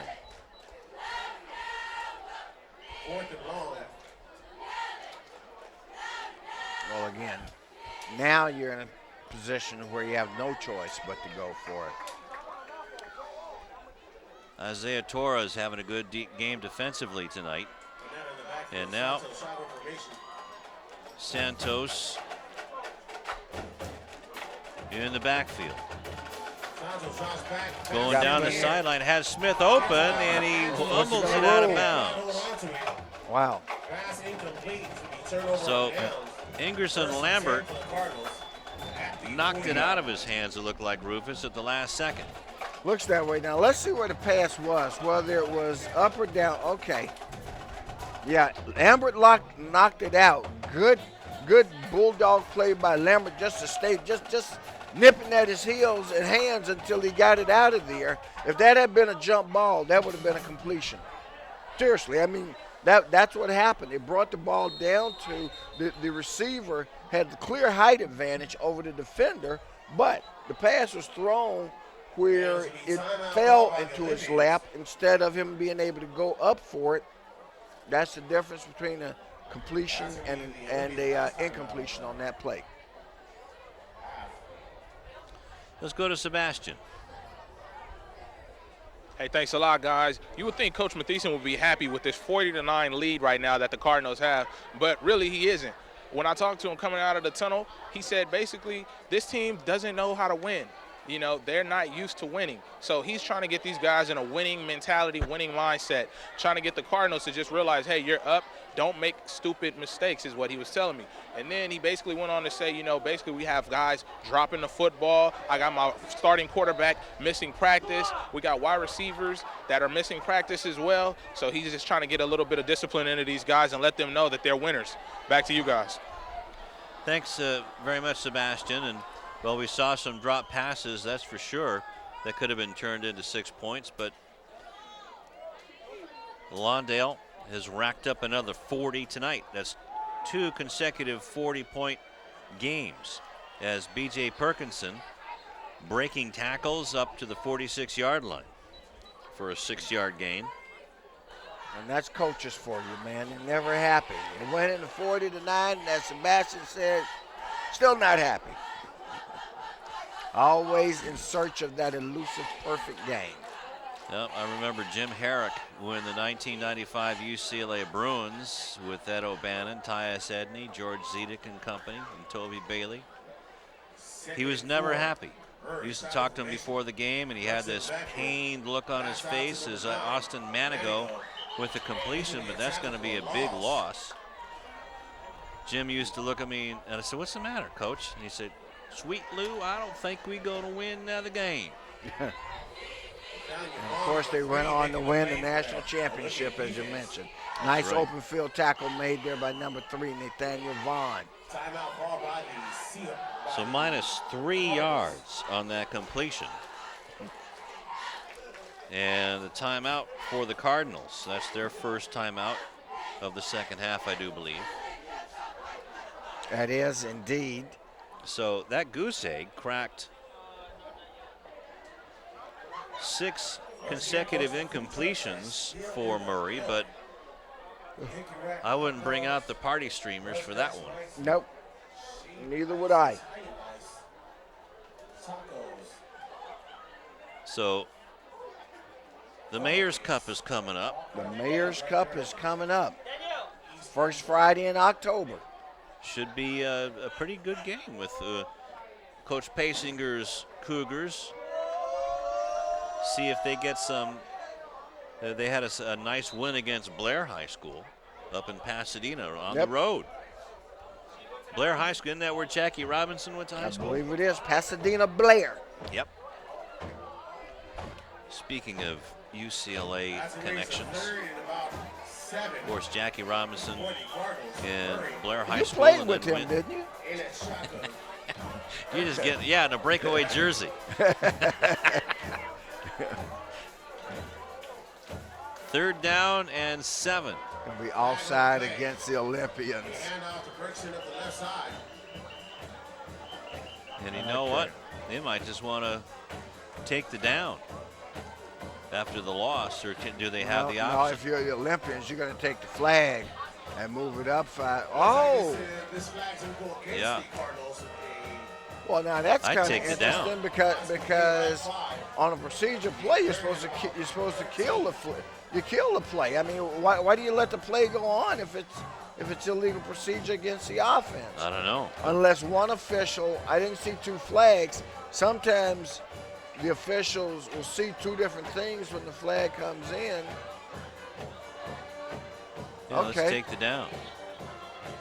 Now it's 4th down. But wait a minute. Let's mark off some yardage here, fellas. Well, they declined the penalty. Oh, that's right. Took the down. So that was Hudson on the tackle at any rate. He's been playing a terrific game tonight for the Leuzinger defense. 3 receivers to the left of Murray on the far side. Perkinson in the backfield. And it's complete. And that's going to be good enough for a first down. Wow. Wow. That was completed, sorry about that, to Anthony Gray. Into Leuzinger territory to the 42.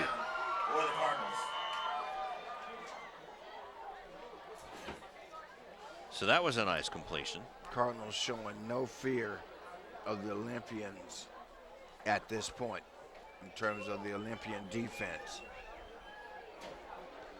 So we'll call that a 15-yard gain as Perkinson gets the handoff. BJ somehow still dancing through the white and blue jerseys with 1:35 left to go in the 3rd quarter. It'll be 2nd down and 8.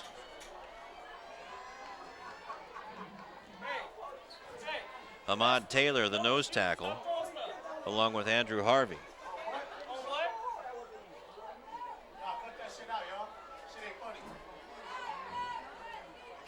So Johnny Rivera, also number 14, Chaz Maxwell getting into the game. Murray being manhandled. And finally, yeah, those tearaway jerseys are a thing of the past, Rufus. And that was Junior. Kung Fu fighting. Woo! Those cats were fast as lightning. Took a little bit of fighting. I mean, watch this. I mean, these guys are Kung Fu fighting. Look, boom. Ouch, There's a bam, swing. bam. Isn't that a face mask? Or head slaps? Anything? No? We can call it some other sort of slap, but I can't say that on TV. Right. But at any rate, that's a loss of 8 yards. So that makes it 3rd down. Is it 2nd down? Shows 3rd down, 3rd in the whole 3rd and bunch. 18. Murray has a man open, comes back for it, and it's in and out of his hands. That was that Anthony Gray? Yeah, that's Anthony Gray.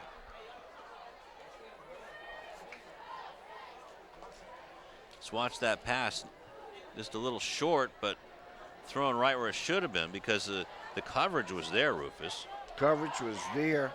Gotta be honest, Edson Santos didn't know where the ball was. Back to the play. Nearly a completion. So now it's 4th and 18, as now the chain gang thought the ball had been turned over on downs. And so now Ken Smotrese calls an official timeout. Says, okay, guys, let's get this thing set. All right, do you remember where we were? Well, you got your head linesman. In this case, the head linesman, and we'll get that for you. I know I got it here somewhere. Yeah, that's Ed Johnson. That's Ed's job. I'm not going to do it for him. No, I'm doing my job. I don't ask Ed to come up here and do this. I'm going to do it for him. He's not supposed to move it until, supposed to make sure those guys don't move until they're instructed to do so. So to the 32-yard line.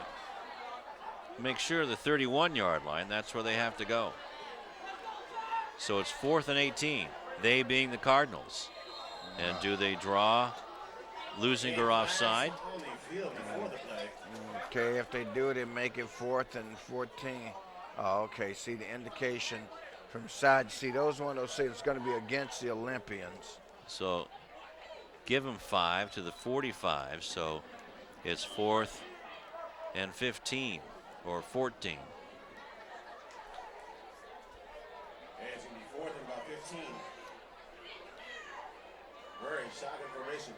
Chris Murray now goes back into punt formation.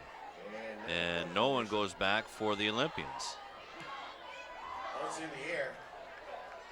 Punt will go into the end zone. Too bad he couldn't have coffin cornered it. Yep. He had all day. So it'll be 1st and 10 for the Olympians at the 20-yard line with 3 seconds left in the 4th quarter.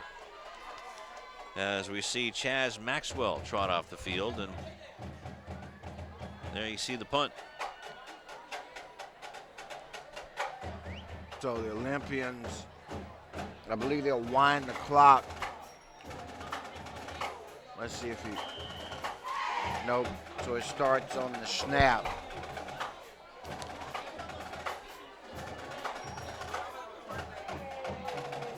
There's the band. Have we heard? There's the flame. The Olympian flame burning brightly tonight. And there's you got Matt. your s'mores. And as I mentioned earlier, when somebody said they saw the flame, you know, that was my clue that Matt was somewhere in the house. Longtime Olympian staff member here at Leuzinger High School who just makes everything work. If you get a chance to get a shot of him. You talk about folks who've been around here forever and a day. I've been doing this a long time, and I got to tell you, that guy, he's kept the lights on here, kept the field in order, the gym in order, the sound, the flame, you name it. And there he is right there. That's Matt with the beard, folks, just in case some of you didn't know. He is the man. That's what they call him, and he's of handled disaster. many of them at this school. I think that guy knows how to work every single item at this school. Anyway, they say they got Higgidio. Let's go. Thank you, guys. Here's an injury up there, number 4, one of the defensive players for the Leuzinger Olympians. It looked more serious than it actually was. I talked to the trainer just now, and he said it was only cramps. He cramped up during the play there early in the 3rd quarter. They are stretching him out right now on the sideline. He hasn't gone in yet, but they expect him to go in a little bit towards the end of this game. So Leuzinger's down 40-9. Let's see what happens till the end. Back to you guys. Well, that's Adrian Galera. Thank you very much, Egidio. And yep, they're still stretching him out, and he's in a lot of pain. Those calf cramps are killers.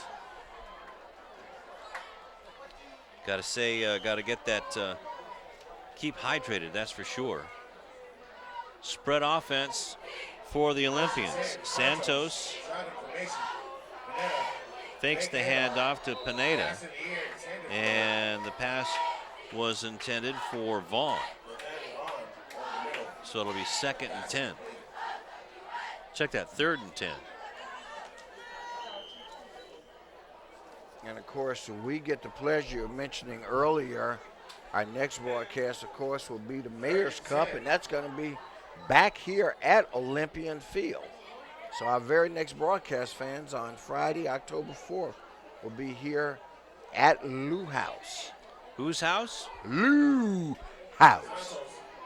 Santos comes right into your living room and throws it out of bounds, and there's a flag on the field. Closest Olympian was Jamar Mulligan. Looks like a free play for the offense, so I'm going to assume that it was against the defense. No? All right, well, I'm going to get out of the assuming business because I thought, sure, procedure penalties and stuff like that against the offense automatically blew the play dead, but now they're letting them play through, and I guess by the same token, you give the defense a chance, hey, if they force a turnover. It's not a running clock because we're at 7 points, 32 points? Oh, wait a minute. 31. 31 points. I'm okay. It's arithmetic, bro. That's all it is. It ain't geometry or trigonometry. It's plain old arithmetic. Arithmetic? Arithmetic. That's all it is. It's not even mathematics. Arithmetic. It's just arithmetic. Okay. I thought that was a side order in Lexington, North Carolina with the barbecue. Man, Yeah, don't mention Lexington anything right now, be it North Carolina, South Carolina, or Kentucky, because in the Powerball winner, I don't know if you heard, was from Lexington, South Carolina. No. One winning ticket. Oh, yeah, for 400 mil? Yeah. So that's what? carry the one. That's a whole about bunch of money for a whole bunch of people, probably. You could run South Carolina for a couple of years. You could. You could certainly go hike the Appalachian Trail for that much if you wanted to. Garcia almost hiked back that far, almost to the 405, but he gets off a good punt. All things considered, the ball is down at about the 43-yard line. And Chris Garcia just barely got out of the end zone with his life. Yeah, but he got off a good kick, and that was Miguel Escobar for the Olympians, who you'll see coming to your picture shortly to down it. Well, maybe you won't. But anyway, an excellent kick considering the circumstances. So Lawndale picks up the ball at the Leuzinger 43-yard line.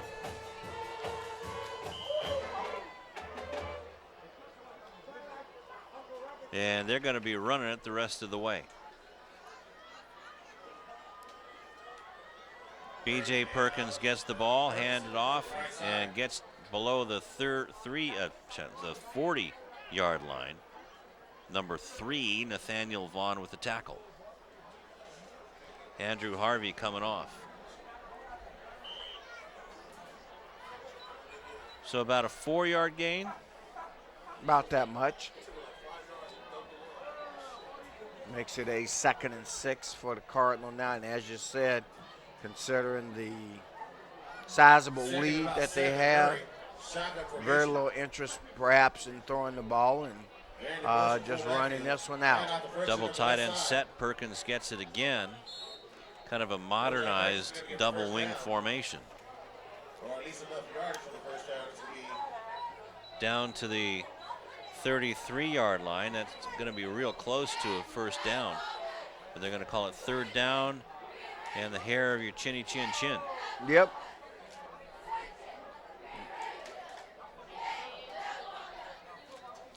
So now an official's timeout. Yep, here's another one of those. Let's take a break, fellas.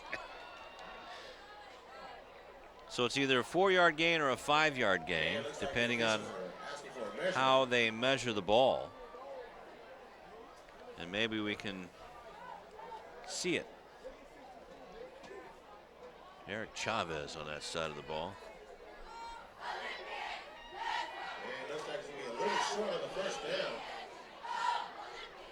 Missed it by that much. And that time by half a foot. The last time they did it, it was 1.5 feet. So they're getting a little bit better. Okay. They want to make sure it's right. Okay. And I like that. Measure twice, cut once. Those will be 30 inches for the Cardinal offense. For you youngins who don't understand that expression, that's a carpentry expression, okay? And for you kids who are in wood shop or woodworking or whatever they call it these days. Metal shop. Cooking. Yep. And video editing and film editing back in the day. There you go. In my case, it was measure 5 times and cut once. Tom Strickfaden, I'm sure, remembers sweating. Tell you what, you don't want to cut twice because that's a whole lot of wasted stuff. And that's Ward spinning through, and he has a first down inside the 30-yard line, close to the 26. That's number 32 on the carry for the Cardinals. So Davion Ward with the carry, and that's his 2nd carry of the evening. And that's an 8-yard gain for Davion. 1st and 10. 1st and 10 at the 27. Check that. That's a 12-yard gain. Going the wrong way. B.J. Perkins had a lot of running room to the outside, but chose to keep it inside. He bounced outside and then decided to turn it back up. Didn't do too bad on the play, though. Exactly. Down to the 21-yard line, so a 5-yard gain for B.J. Good-looking runner. Is a slot receiver on this team. 9:20, clock rolling. Lawndale with a big lead. And should they hold Rivera in motion? Perkins with it again. Perkins gets inside the 15-yard line. That's going to be close to another first down. Looks at like the they're going to 14. move them. The 13-yard line. That's to be good enough for a first down. For the Cardinals. So a 7-yard gain for Perkins, who now has 12 carries. So to complete the thought, if Lawndale holds Leuzinger to under 10 points, not only will Lawndale have scored 40 points, that they will have given up less than 10 points for the second game in a row. Ball is handed off to Ward after it was put on the ground, and about a 5-yard gain to the 8-yard line, 9-yard line. And this is good strategy by Coach Matisse, and may as well get your guys, your running backs, stretched out a little bit and get them used to game action. I like Coach Matheson's thought process. Now we have the full backfield again with 7:50. Murray is going to go the other way, close to a hold, but he runs into the end zone for a touchdown. A 9-yard touchdown run for Chris Murray, and then it makes it 46-9. And now that clock will start running. Right. Nice fake on the play. Everybody was going right, and Murray went left.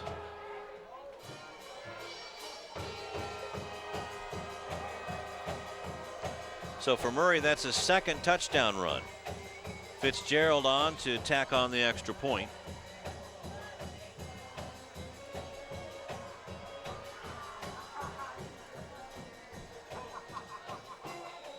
It wasn't pretty, but it went through. It went through.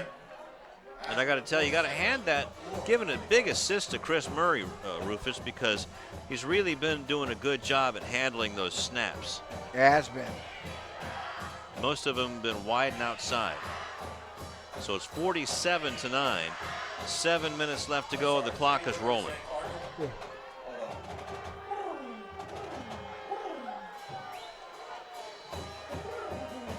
And let's give a shout out to the Leuzinger band, though. They are putting on a heck of a show tonight. I like their sound. I like their style.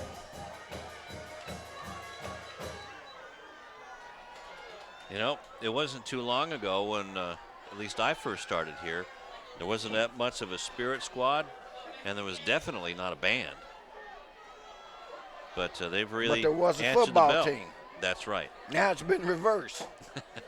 No, I'm just kidding, folks. Just kidding, Coach. Don't take it too seriously. But things have flipped around just a little bit.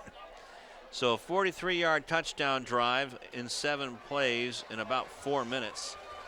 And Chris Murray with his second rushing touchdown of 9 yards. El Cid kicks that one over the head of Hudson, who picks it up. And a nice tackle on the play by Austin Manigo. Doesn't get to the 20-yard line, so it'll be 1st and 10 from the 17-yard line. And the official. Have you ever seen a PA announcer sitting on the shelf calling the game? Just taking it easy, man. This is Lou House. That's how he rolled. From the 17-yard line. Coach G.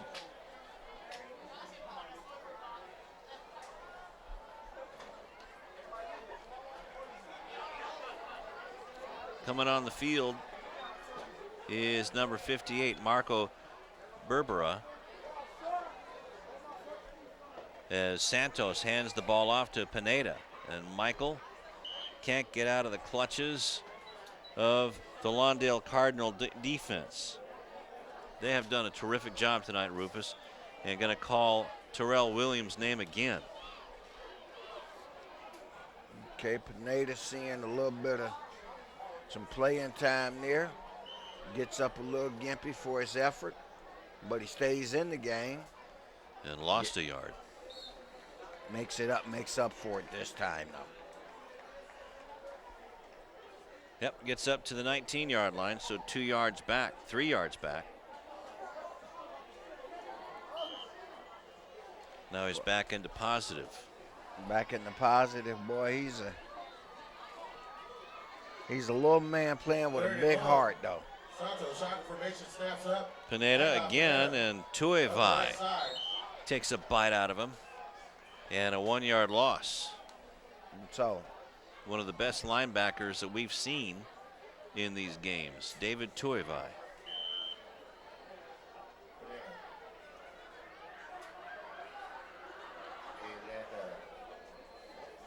you know, it wasn't that long ago when I used to see a lot of these teams run.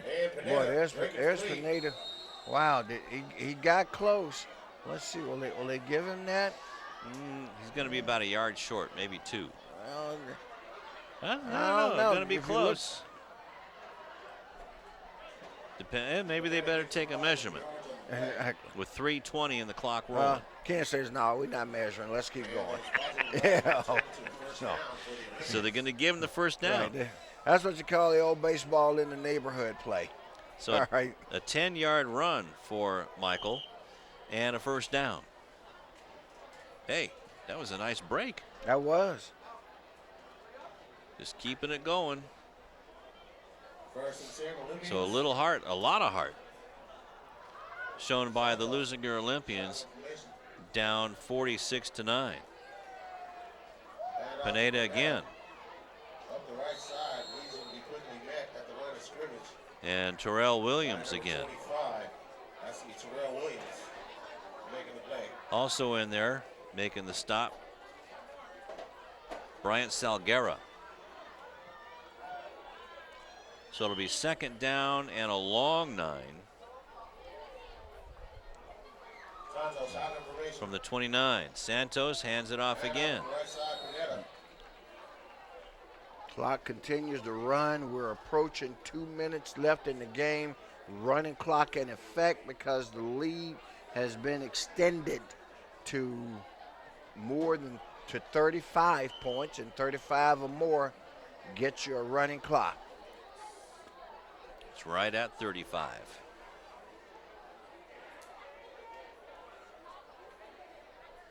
According to my arithmetic. According to your arithmetic, and I told you that this thing would be over when you're featuring the running by or around 9:30. We didn't miss it by much. Snap is bobbled, and Santos gets tackled by Tuivai. That'll be fourth down and just over 10 yards. Just under 11. So a loss on the play back to the 26. I wonder if those two crack sideline reporters are lining up their post-game interviews. Nah. Santos gives it to Pineda like a water bug, slashing through there. And now he's down hurt. Yep. Doggone it. We were having a lot of fun watching him. Yeah. They marked the ball at the 30-yard line. So a 4-yard gain for Michael, who had been running the ball very well. And he seems to want to indicate that it's a knee that's bothering him. Oh, there was the hit right there. The shin knee area. Let's hope it's just a hard hit.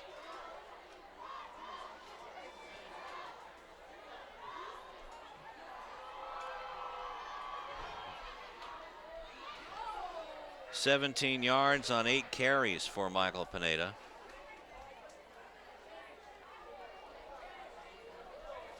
And like I say, he had given them a spark, picked up that first down that kept the drive going.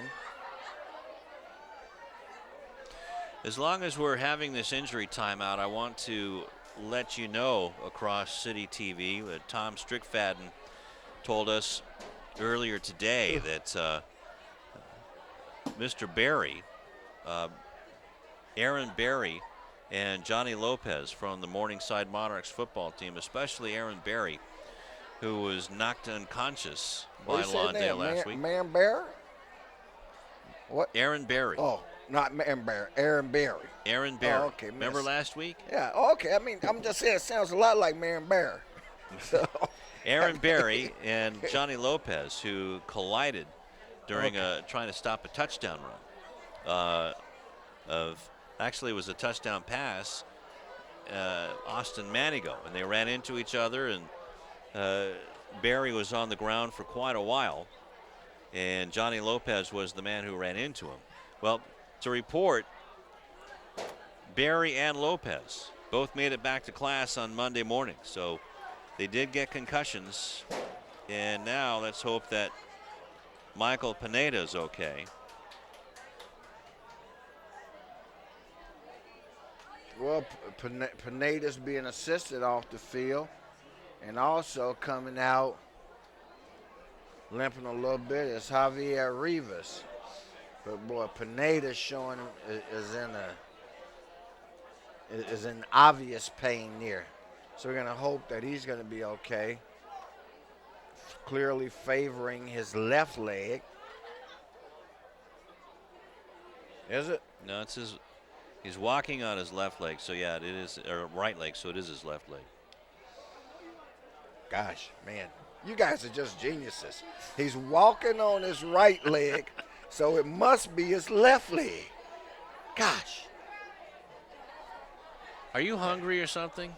No, I'm just amazed. Do you need one of those candy bars? At the outburst of wisdom and knowledge and stuff that's being shared with people. Well, they're just trying to keep us on our toes. And we're looking for our intrepid reporters as well. Okay, 30 seconds left. Clock rolling. We'll keep an eye on Pineda on the bench and an eye on Santos.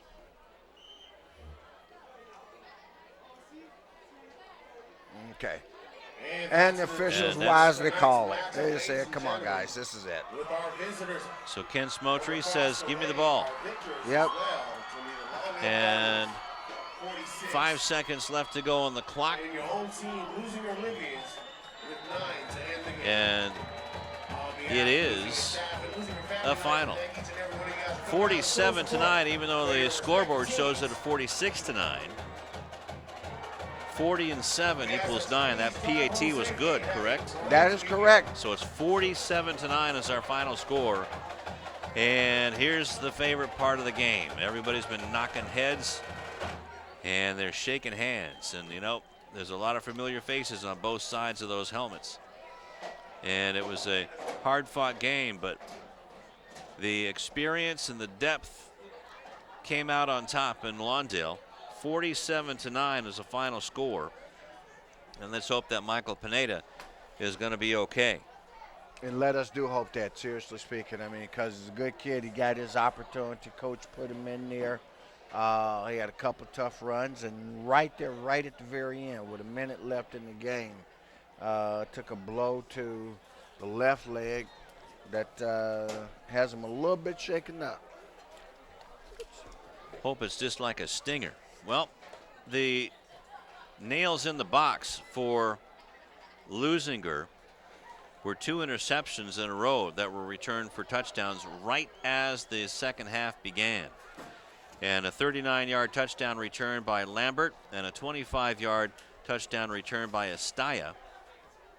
And at that point, it was 27-9. So Leuzinger did have some momentum coming back, and but they just couldn't hold off that defense as a couple of across the middle routes were intercepted and returned back for touchdowns.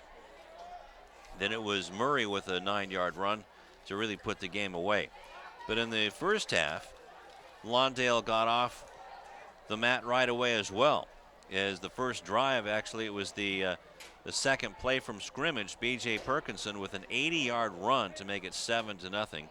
DeAndre Shaw with a 14-yard run in the next possession as they got the Cardinals got the ball. On a muffed kick by the Olympians. Cardinals came down, recovered it at the Olympian what, 23, 26, 24, 26 yard line. Took him 3 plays to score, man. That's a turnover.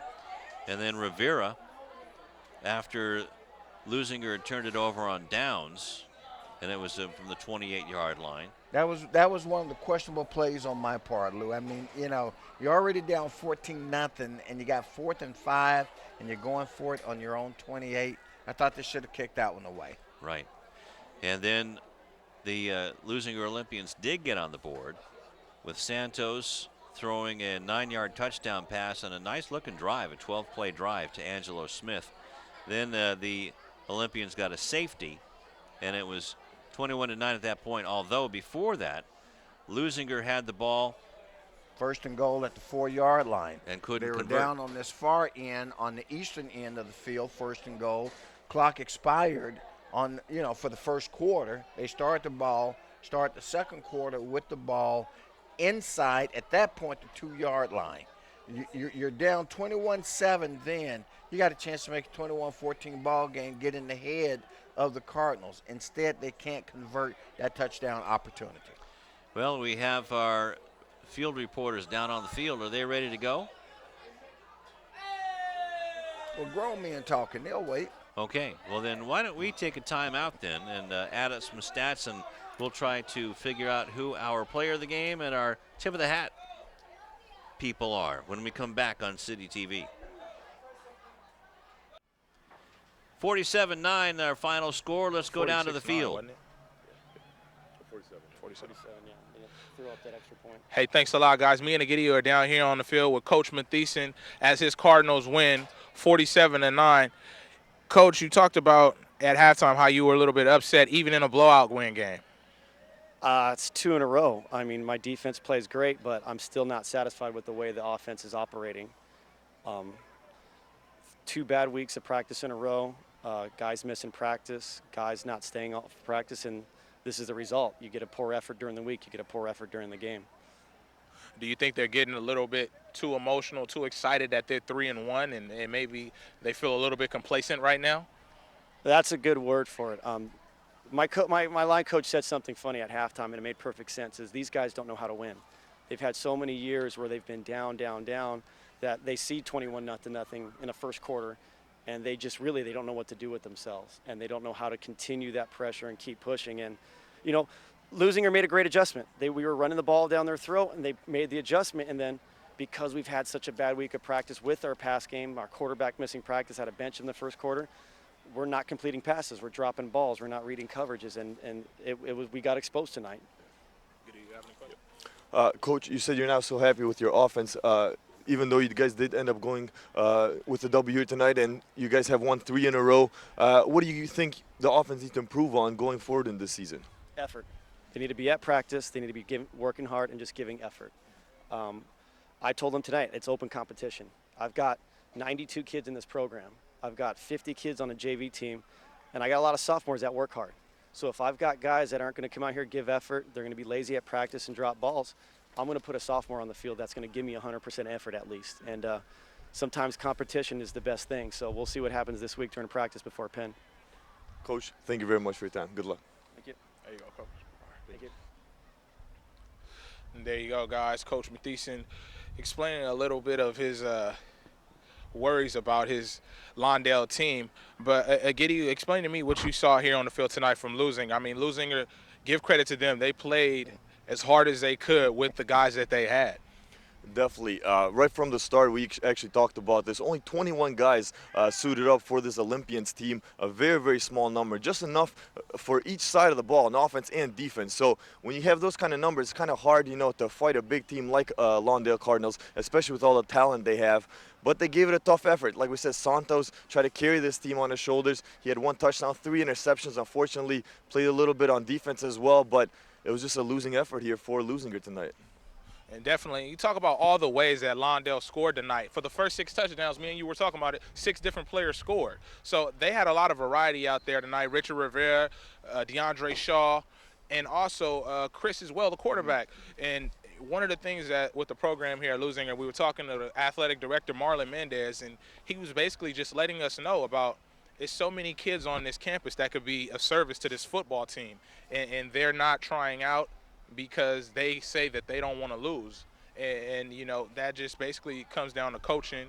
And he wants a lot of those kids to try out. I mean, they said that how they lost so many parents to this program of little brothers who watched their big brothers play in this program, who were gonna go to Leuzinger and play here, but they saw the decrease in the coaching staff and how hard they were coaching, and they lost a lot of people like that too. Yeah, definitely. I was here covering a training camp, and this team was about 30 to 40 players around then. And training camp now, like I said, 21 players. And like you said, the morale here, they're losing. They're 0-3 this year. They lost last week 61-0. This week 47-9. So that kind of adds up. I've played on losing teams before, and after week, you're giving it all and you're losing. It kind of gets to you and it brings you down. Unfortunately, hopefully it's a young season, only 3 games in. Hopefully the Olympians can turn it around quick and get some progress this year. Definitely, and definitely us here at Lawndale City TV are not used to seeing the Olympians like this in our past times as well. But for me and to get you down here on the field, back to you guys. All right, thank you very much, guys. A good job, and Coach Rick Mathieson seemed a little bit of relief there. I mean, they get to the 31-point win against crosstown rival Leuzinger. It doesn't matter. A win's a win, it seems like. Right, Rufus? Absolutely. A win's a win, and they had a big win. Let's face it, it was 47-9. But he does realize, which we said during the course of the broadcast, that Leuzinger was right there on a couple of plays. And, man, once you get inside a team's head, and that's what they could not do, their failure to capitalize on their scoring opportunities prevented them from getting inside of Lawndale's head and maybe putting a little pressure on the Cardinals. So they let them off the hook. Lawndale gets the big win. Leuzinger has to go back to the drawing board and figure out what we do next. They got a lot of heart. They're doing some things, but I think Sebastian was right. There are just a couple of things that aren't clicking that's causing their players some angst and anxiety, causing their fans some angst and anxiety, and I'm sure for coach for the coach as well. He'd like to see something different, so they'll keep working at it. That's right. And speaking of anxious moments, we're just moments away from selecting our player of the game and our tip of the hat player of the game. So we'll be right back. Back here at Olympian Field, I know that everybody's been waiting on this, the moment of truth from Rufus Washington in his 26th year, the guru of Centinela Valley and South Bay football. And it was the Leuzinger Olympians losing to Lawndale 47-9. And who do you want to go first? Player of the game or hat? Tip of the hat? Well, I tell you what, we'll you go get with your the hat tip first. We'll go with the tip of the hat. Uh-oh, excuse me. Bless you. Never done that before. Okay. As you can see, this is a nice Bailey pork pie. Now show the pheasant hat feathers. Look at that. All right. That is beautiful. And the winner of the coveted Tip of the Hat award tonight goes to none other for the Leuzinger Olympians, the number 5, the guy who kept them in the game, took them out of it a little bit. But I tell you what, if he's not on the field, you think it was not as desirable as they would have wanted. It would have really been bad. Also doing a good job on defense. Absolutely. It really and truly does everything. Edson Santos, you are, in fact, the Tip of the Hat award winner tonight. Congratulations to you. And player of the game, like you said, or like the guys said down on the field, 6 separate Cardinals scored tonight, although there was one young man who was all over the place, had 2 interceptions and 1 for a touchdown. And that was none other than number 1, Ingerson Lambert. Little guy, but, man, he plays big. And he also had the breakup, remember, of what would have been a first down. That's right. Down here where, you know, the much taller receiver, the ball came down. Angelo and, boy, Smith, he got yeah. in there and knocked it away and prevented a big first down for the Olympians that would have kept one of their drives alive. That's correct. So, Ingerson Lambert, you are our City TV player of the game. Well, should we put a bow on this one and put it up on the shelf? This one's a wrap, my brother. All right, we'll wrap it up and put that on the shelf. And for Sebastian Spencer, Dr. Egidio DeLeu, and the terrific City TV crew, this is Lou Stowers for Rufus Washington telling you the final score from Olympian Field on the campus of Leuzinger High School. The Cardinals of Lawndale fly to a 47-9 win over the Olympians. Until next time, the Mayor's Cup. So long.